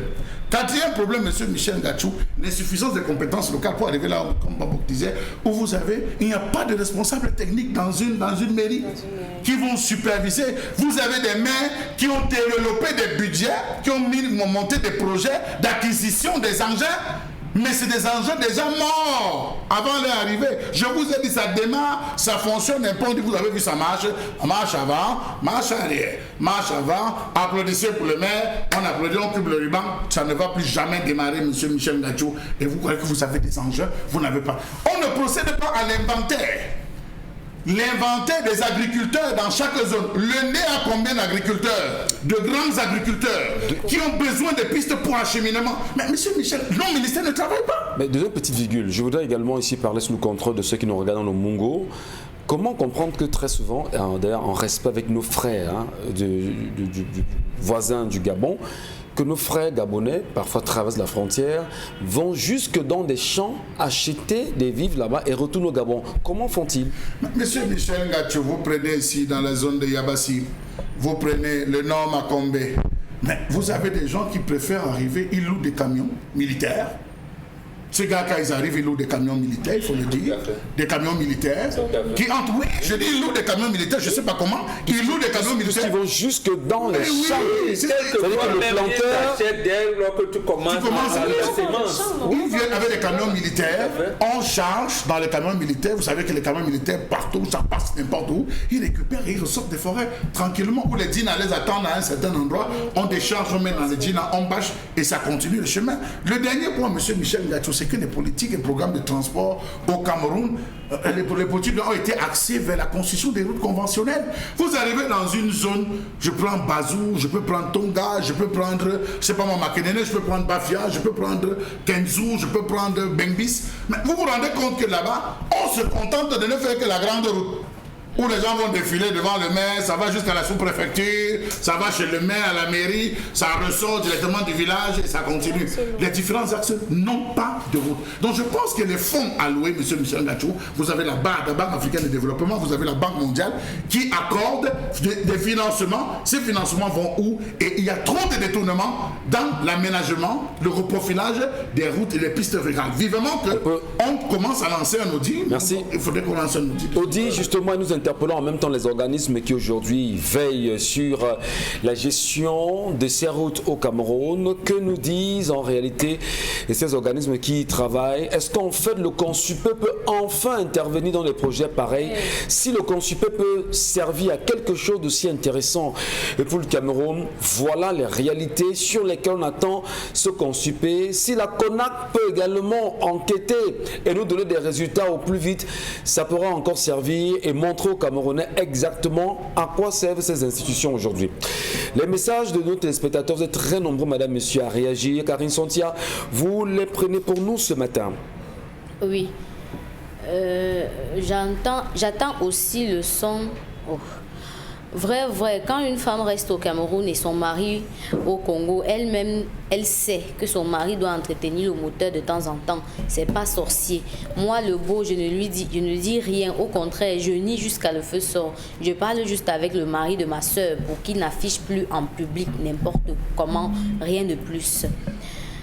Il faut dire aussi que ce n'est pas tout le monde qui est porté vers le sexe. Voilà. Vous avez des individus qui ne pensent pas sexe. Vous avez certains qui ne développent que... C'est comme des femmes. Il y a des gens qui épousent des femmes qui n'aiment pas le sexe, qui peuvent faire le sexe, qui peuvent pratiquer l'activité sexuelle tous les 2 mois, tous les 3 mois. Elles n'aiment pas le sexe, elle est comme ça. D'autres qui ont subi des frustrations. C'est pas tout. Ne ramenez pas tout à l'aspect sexuel. En laissant d'abord ton mari, tu pensais à quoi? C'est pas trop ça. Hein, la distance ne fait rien parce qu'il y en a qui trompent leur femme même quand elles sont dans la même ville. Hein, donc, Ce pays est une vraie calamité. Le non-aménagement des pistes rurales est fait à dessein.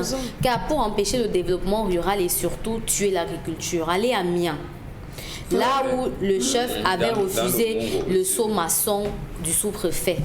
C'est horrible, mais ils ont un manioc d'excellente qualité. À l'ouest du pays, on a plein de nourriture produite dans les villages, mais rien que pour y entrer et sortir, c'est le parcours du combattant. Pendant le pseudo-confinement, on s'est rendu compte qu'il n'y a pas de réelle sécurité alimentaire dans ce pays, alors que la nourriture pourrit dans les villages faute de route. Mais on importe le maïs pour 150 milliards chaque année. Pourtant, chaque année, de l'argent est décaissé, même dans le cadre du budget d'investissement public. Plus étrange encore, on demande au Consupé d'enquêter sur le riz d'Orca, mais pas sur la gestion de l'argent destiné à développer les zones rurales. En réalité, vous comptez sur quoi? La décentralisation? On vous a déjà dit que les collectivités territoriales ne disposent pas d'assez de compétences pour gérer les projets majeurs de développement. On les a alors votés pour quoi? Le DSCE et SND 30 comme solution, comme dit Longuet, passe. Vous avez goûté vous avez vu le manioc de Yabassi? Bien sûr, Chalamel. Vous avez vu la couleur? Le plantain même de Yabassi. La particularité du manioc de Yabassi, c'est que c'est jaune. C'est exceptionnel, c'est jaune. Oui, comme l'igname. C'est ça le maïs. Vous plantez. Le manioc jaune. Oui, vous plantez. C'est Yabassi, c'est le manioc qui sort uniquement de Yabassi. Cette particularité, M. Michel Ngacho, de ce manioc, c'est qu'il donne à tout moment, à toutes les saisons, ce manioc sort. Si on avait développé, on n'allait pas souffrir ici. Vous allez manger du foufou jaune, comme les foufous algériens, qu'on se vante avec. Or, il y avait un projet là-bas, Service national de participation au développement, Service civique national de participation au développement, qui était encadré par un colonel Edouard Etondé Koto, heureusement, et Ça a été tué. Il y a 257 km voilà, de pistes bitumées dans le cadre du projet Grassfield. Ça, c'est dans le cadre du financement de la BAD. Comme je disais tout à l'heure, il y a des financements qui sont faits par des organismes indépendants pour accompagner les zones rurales à se développer, surtout sachant que 70% de la population est foncièrement agricole. On fait des financements pour que ça produise, mais après, ça ne produit rien. Malheureusement. Allons-y, les messages, Karine. Nous devons prendre conscience que le Cameroun n'a pas de chef d'État actuellement. C'est pas vraiment facile pour les... On ne peut pas laisser passer ça. On ne peut pas laisser ça. On ne peut pas dire des choses qu'on n'a pas de chef. Il y a bel et bien un chef. On peut accuser peut-être les méthodes de fonctionnement. Il y a un chef d'État, bel et bien là au Cameroun. Et c'est pourquoi nous l'interpellons au quotidien de toutes les façons. Voilà. C'est vrai, ma maman a abandonné 5 hectares de champs à Penamboko. Après, la CDC est venue prendre une partie gratuite. Shalom Henri. Nous, on faisait à l'époque avec ma maman 17 km pour aller au champ. Hein. Je ne vous dis pas, les ampoules tout petits, là, on marchait. Les ampoules, on se levait à 4h, 3h30, 4h. Pour arriver là-bas. On arrivait, on avait conçu des petits cas, s'il pleuvait, on s'arrêtait. Si le champ n'est pas fini le jour-là, on dort au champ, monsieur le mais vous savez, et jusqu'aujourd'hui, c'est comme ça. Vous savez, quand vous le dites, cher Lamène Battu, quand vous le dites justement... Ce n'est plus la torture dans votre ventre. On faisait 3 jours là-bas. En réalité, c'est une très belle histoire, c'est un joli trait d'union que vous faites ce matin, que les téléspectateurs qui nous regardent, qu'ils sachent que nous aussi on a un vécu, qui n'est pas le sentiment que nous disons ce qu'on n'a pas vécu. Il y a à Bassamba, si vous connaissez Bassamba, Charles Lamel, comment dire, on quittait Bassamba pour le champ, ça s'appelle Numtse. On marche, 10 km, on arrive au champ, on fait le champ. Vous savez tenir là-haut? Ben bien sûr, madame, je fais tout d'ailleurs. On fait le champ, on va même jusqu'à Babichoua, faire le champ à Babichoua et on revient à Bassamba. Ouais. On va le matin à 4h. On va à 4h et on revient. Je ne vais pas laisser sous le regard de monsieur Chua Maurice qui me regarde justement et qui sait de quoi je parle, qui est mon ancien directeur du ECS de Bassamba, qui sait exactement de quoi on parle. Donc, c'est des réalités, on les a vécues. Oui. Et on prend le pouce, s'il vous plaît. On continue donc à le faire aujourd'hui. On y met 30 ans, 40 ans. On a été incroyable. On y met dans le pouce, on y met du manioc, on y met de la, je sais pas trop, de ce qui est richesse de cette plantation. Et on tient jusqu'à la maison. Vous imaginez. On fait asseoir les plus petits. Et ça serait dans le pouce. Effectivement. Après avoir cultivé, vous poussez. Si la maman est fatiguée, elle-même, ça serait dans le pouce. Voilà. Vous poussez. Donc, nous voulons savoir justement ce qui ont dans vécu les ça. paniers. Voilà.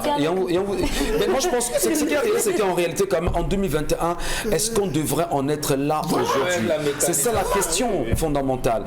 Et c'est assez gênant parce que ce n'est pas seulement dans ces localités, c'est tout le Cameroun qui est comme ça. Même ici dans le littoral, on a des zones dans le littoral qui sont quasiment inaccessibles.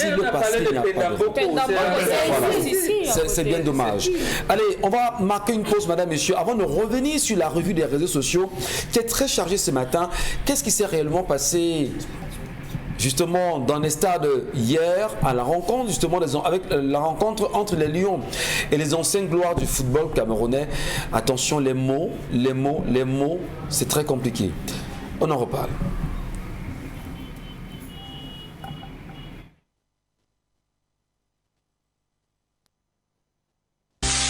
Vous aimez le bon goût de la cuisson sur le grill, mais vous détestez lorsque vos aliments restent collés à la grille? Plus maintenant, avec le nouveau tapis de grill anti-adhésif Yoshi infusé avec du cuivre. Les chefs préfèrent cuisiner avec du cuivre parce qu'il chauffe rapidement et uniformément. Pas de point chaud de flambée, juste des plats juteux et tendres avec cette saveur grillée. Et puis, le grill reste propre. Et regardez, des marques de grill parfaites en plus. Incroyable! Il est presque impossible de nettoyer un grill recouvert de fromage, mais le tapis anti-adhésif Yoshi rend le nettoyage facile. Griller du poisson feuilleté et tendre, facile à retourner. Des burgers juteux qui ne sont pas émiettés. Et regardez ceci, oignons grillés, poivrons, champignons, pommes de terre, rien ne passe entre les mailles avec le tapis. Il vous permet de griller vos aliments de façon uniforme et le grill reste propre. Ces grilles de camping sont dégoûtantes. Avec notre tapis anti-adhésif, les aliments ne touchent pas à la grille. Utilisez-le au four, au fond de vos plats. Ils resteront propres et les aliments ne colleront pas et glisseront comme par magie. Et il est lavable au lave-vaisselle. Voilà, merci. Bonjour à vous, Consti Lamine, et bienvenue encore avec le tapis des braises ce matin. Merci, bonjour Michel Gatchou, bienvenue à toutes les délégations qui sont au Cameroun, bienvenue à tout le comité d'organisation du CHAN 2021. Alors le concept Salaka ne reste pas derrière comme un tuyau d'échappement, le concept Salaka s'aligne derrière cette CHAN qui se célèbre au Cameroun pour célébrer un événement commercial. Alors je viens donc ce vendredi matin annoncer officiellement à tous les téléspectateurs de cette émission, à tous les clients du concept Salaka, que vous avez droit à 3 semaines de double réduction du côté bien sûr du magasin 1001 tapis. Donc dès ce vendredi matin jusqu'au 7 février 2021, le concept Salaka vous offre des doubles réductions sur tous les prix du côté bien sûr du magasin 1001 tapis, et cette offre est valable pour tous les clients du concept Salaka. Ça, c'était la première bonne nouvelle de ce matin. La deuxième bonne nouvelle, c'est que lundi et mardi prochain, au magasin 1001 tapis, vous allez vivre 2 jours de spéciale vente promotionnelle. Vous aurez encore et encore cette fois-ci, du côté du magasin 1001 tapis, le kilogramme de maquereau à 500 francs, le kilogramme de viande de bœuf à 1750. C'est à l'occasion de 2 journées de spéciale vente promotionnelle du côté bien sûr du magasin 1001 tapis. C'est à l'endroit de tous les clients qui vont faire les achats au magasin 1001 tapis. Notez bien le rendez-vous, lundi et mardi prochain. Ça se passera de 9h à 18h du côté bien sûr du magasin 1001 tapis. Dès que vous achetez un article au magasin 1001 tapis, on vous donne un bon qui vous permettra d'acheter le kilogramme de maquereau à 500 francs et le kilogramme de viande à 1750 francs, avec la possibilité d'acheter jusqu'à 4 kilogrammes de viande par personne. Donc soyez parmi les premiers clients à faire des achats du côté du magasin 1001 tapis. La troisième bonne nouvelle ce matin, elle est valable pour les clients qui vont faire les achats pour le compte de ce vendredi et demain samedi. Vous faites les achats d'un montant supérieur ou égal à 25 000 francs. On vous donne un t-shirt comme celui que je porte en ce moment. Vous allez recevoir ce t-shirt qui est un t-shirt fait à la main. C'est-à-dire c'est l'artisan, bien entendu, c'est fait à la main. Donc tous ceux qui vont faire les achats, les 5 premières personnes à faire les achats d'un montant égal ou supérieur à 25 000 francs recevront non seulement des morceaux de savon, mais également ce magnifique t-shirt qui a été fait à la main par une grande dame camerounaise, Madame Nicole, du côté bien sûr de Bonapriso. C'est la peintre artisanale sur du tissu. Nous allons tout de suite passer à la vente de ce matin. Et nous allons commencer par les tapis de braise. Vous avez vu le spot tout à l'heure à la télévision Equinox. Alors voici donc le tapis de braise. J'aime les appeler tapis for braise. Aïe, aïe, aïe, aïe, aïe, aïe, aïe, aïe, aïe, aïe. Je sais qu'il y a des gens qui aiment le mâchoiron. Je sais qu'il y a les gens qui aiment la sole, mais ces gens ne peuvent pas braiser le mâchoiron parce que le mâchoiron va coller sur le grillage. Avec le tapis de braise, vous aurez un mâchoiron entier. Avec le tapis de braise, vous aurez un mâchoiron nyanga. Vous aurez un mâchoiron qui a le goût, oh là là là là, le goût de ça sur le tapis de braise. Vous l'avez donc au magasin 1001 tapis, ce tapis de braise de qualité supérieure. Le poisson ne collera plus, que ce soit la pâtisserie, que ce soit la viande, que ce soit le poulet, que ce soit le poisson. Faites une braise de qualité, une braise limpide, une braise soft, une braise nyanga avec le tapis for braisa qui coûte normalement 13 500. Le prix de promotion est de 10 000, mais à l'occasion de cette double réduction, vous l'achèterez à moins de 10 000 francs du côté du magasin 1001 tapis. Et si vous faites les achats d'un montant supérieur ou égal à 25 000 francs, vous êtes parmi les 5 premières personnes. Je vous donne ce magnifique t-shirt gratuitement. Ça, c'est pour tous les clients. Et surtout, n'oubliez pas que le tapis de braise est en vente au magasin 1001 tapis. Nous invitons tous les téléspectateurs. Nous allons tout de suite passer avec votre permission au second produit de cette première partie commerciale. C'est bien entendu Super Gant. Le temps de regarder cet élément.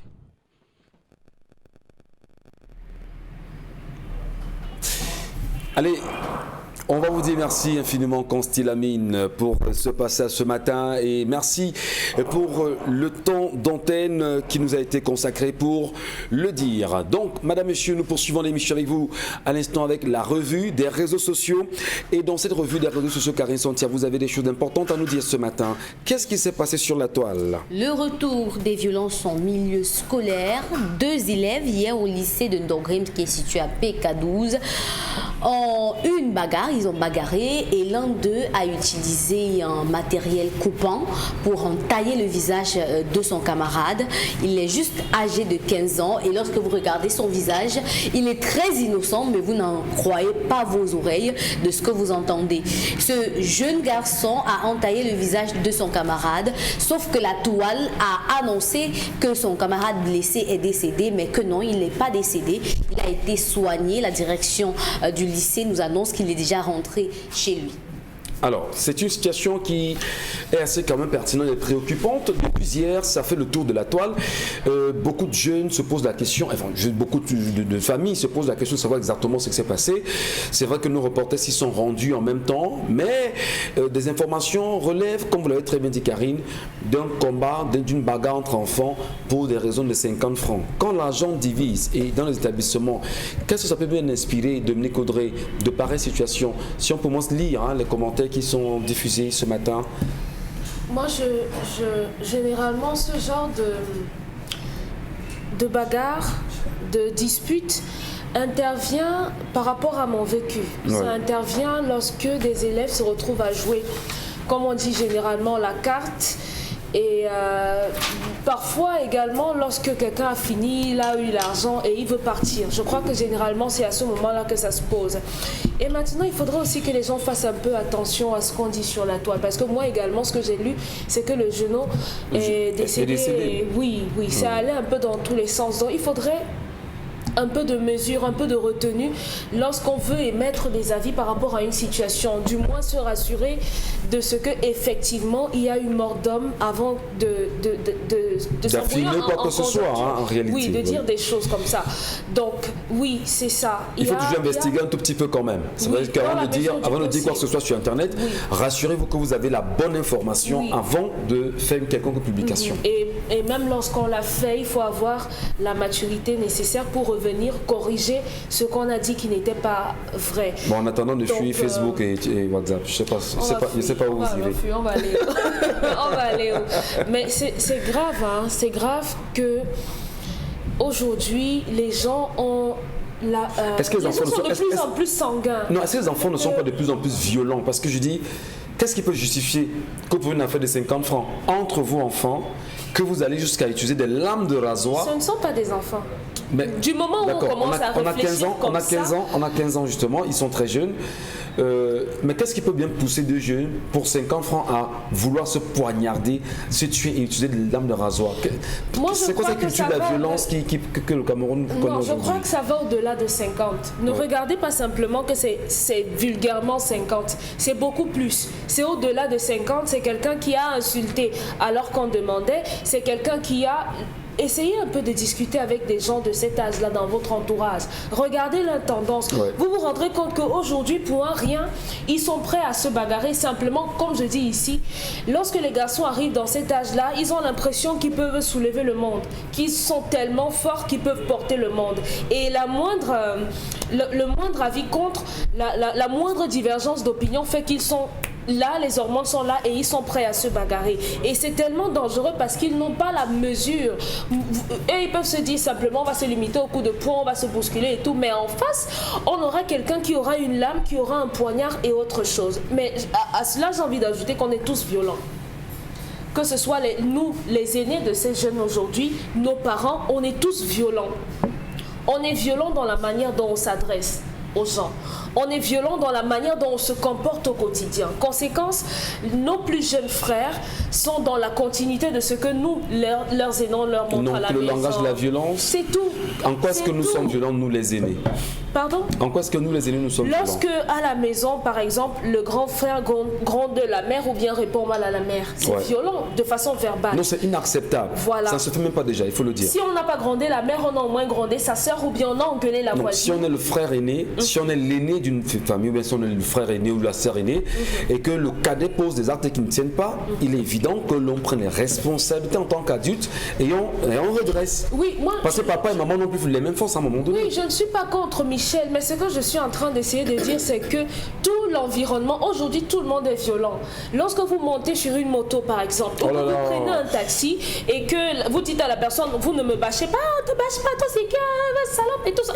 Donc, on n'est que violence, on ne fabrique que la violence au quotidien. Conséquence, tout est violence. Donc il y a un problème, il y a un réel problème de société, Maman Bengan, dans le cas de la violence qui est vachement perceptible aujourd'hui dans toutes les strates de la société. Qu'est-ce qui explique ça de votre point de vue? Justement, vous l'avez dit, c'est le délitement des valeurs sociales. Oui. Et c'est l'Occident qui nous a amenés là.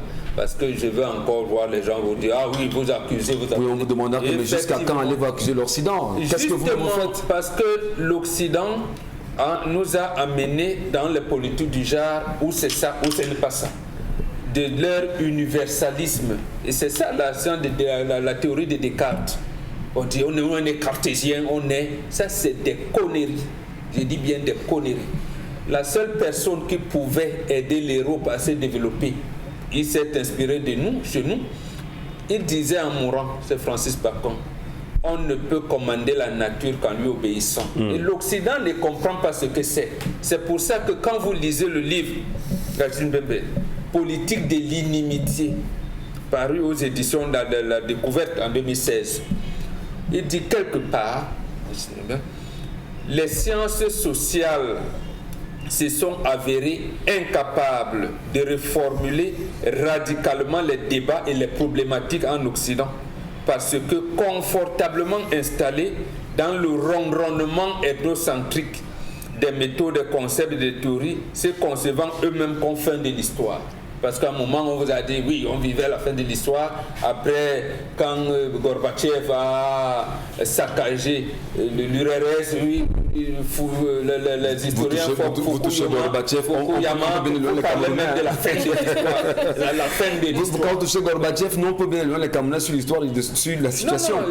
Justement, il faut ramener les Camerounais à un climat de sérénité. Justement, c'est de se rendre compte que les milles d'Urkand et tout ça, à partir de Descartes, c'est faux, c'est des fausses théories. Voilà. C'est des fausses théories, c'est ça qu'il développe dans la théorie de l'inimitié. Et c'est ça qui est entre... Bon, quand il a développé ce qui concernait l'Israël, vous avez vu la haine qui s'est levée contre Achille Mbembe et tout. Or, il disait les mêmes choses. C'est-à-dire que lorsqu'on n'est pas en mesure de reconcevoir le concept, de les repositionner dans la dynamique de la complexité, vous ne pouvez pas. Donc, là où l'Afrique apprend au monde la complexité, par exemple, quand un enfant naît, il est né dans quelles conditions? Vous nous faites tout un coup là, un moment. Non, mais vous avez posé le problème de fond.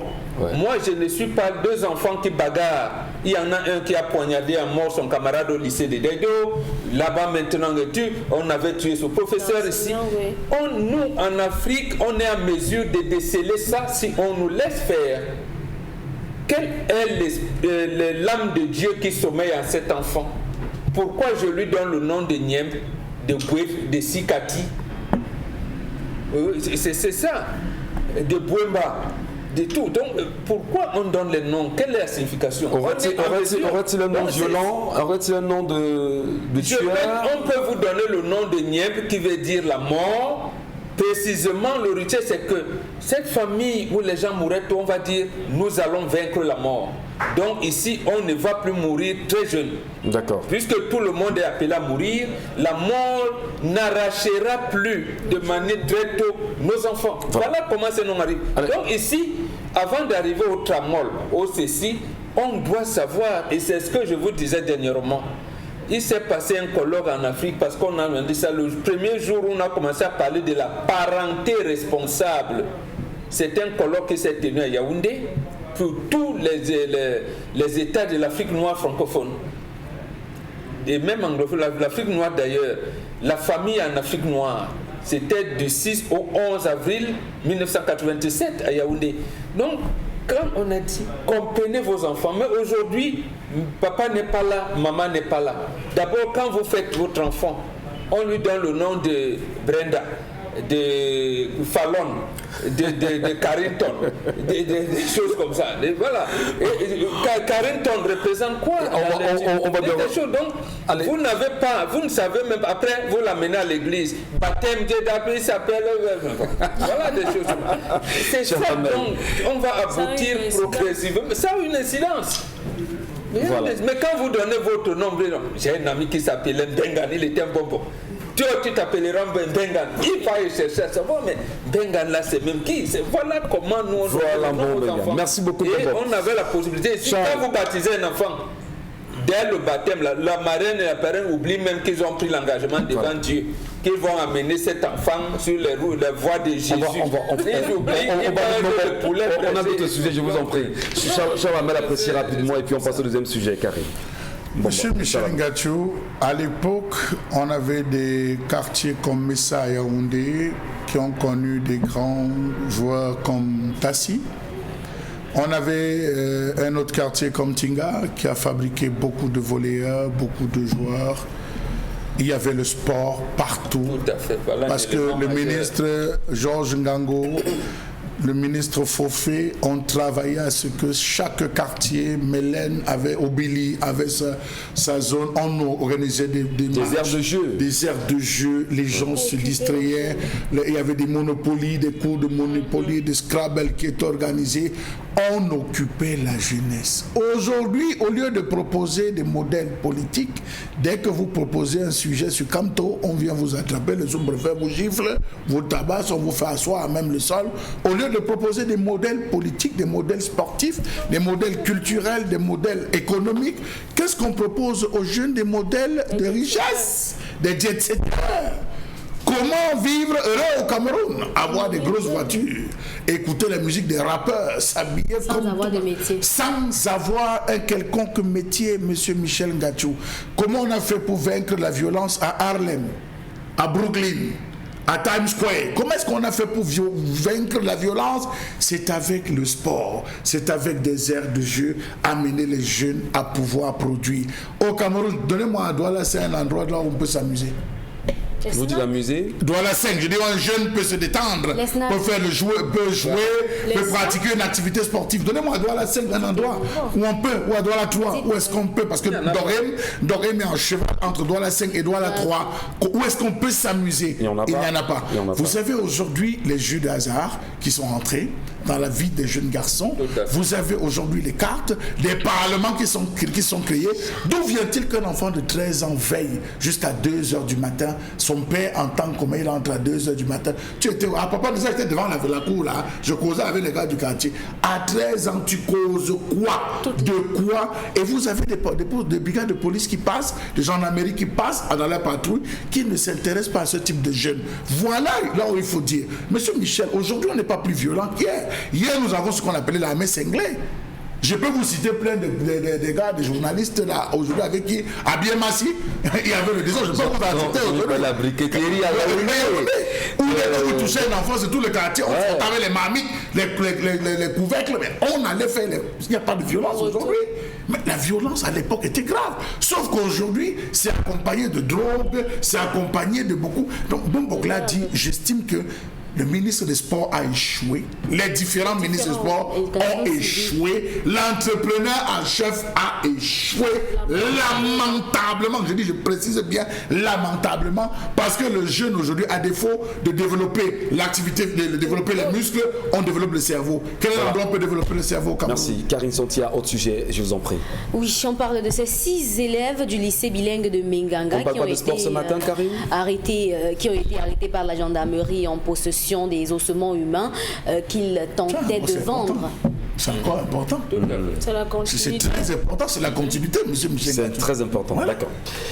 Et vous nous dites justement qu'est-ce qui s'est passé Ils sont au concrètement? nombre de 6 au Oui. lycée de ils ont été arrêtés, c'est des élèves du lycée de Menganga Ça rejoint totalement ce par qu'on la dit ici, gendarmerie hein. Oui. en possession des ossements humains. Ils cherchaient des acheteurs. Ils ont trouvé des Donc, acheteurs. ils sont quand même allés déterrer. Oui, oui. Maintenant, ils cherchent les C'est acheteurs. un processus de livraison. Incroyable. Livraison, achat, livraison. Monsieur Michel Gatchou, achat. vous êtes parti à Fumban ces jours-ci?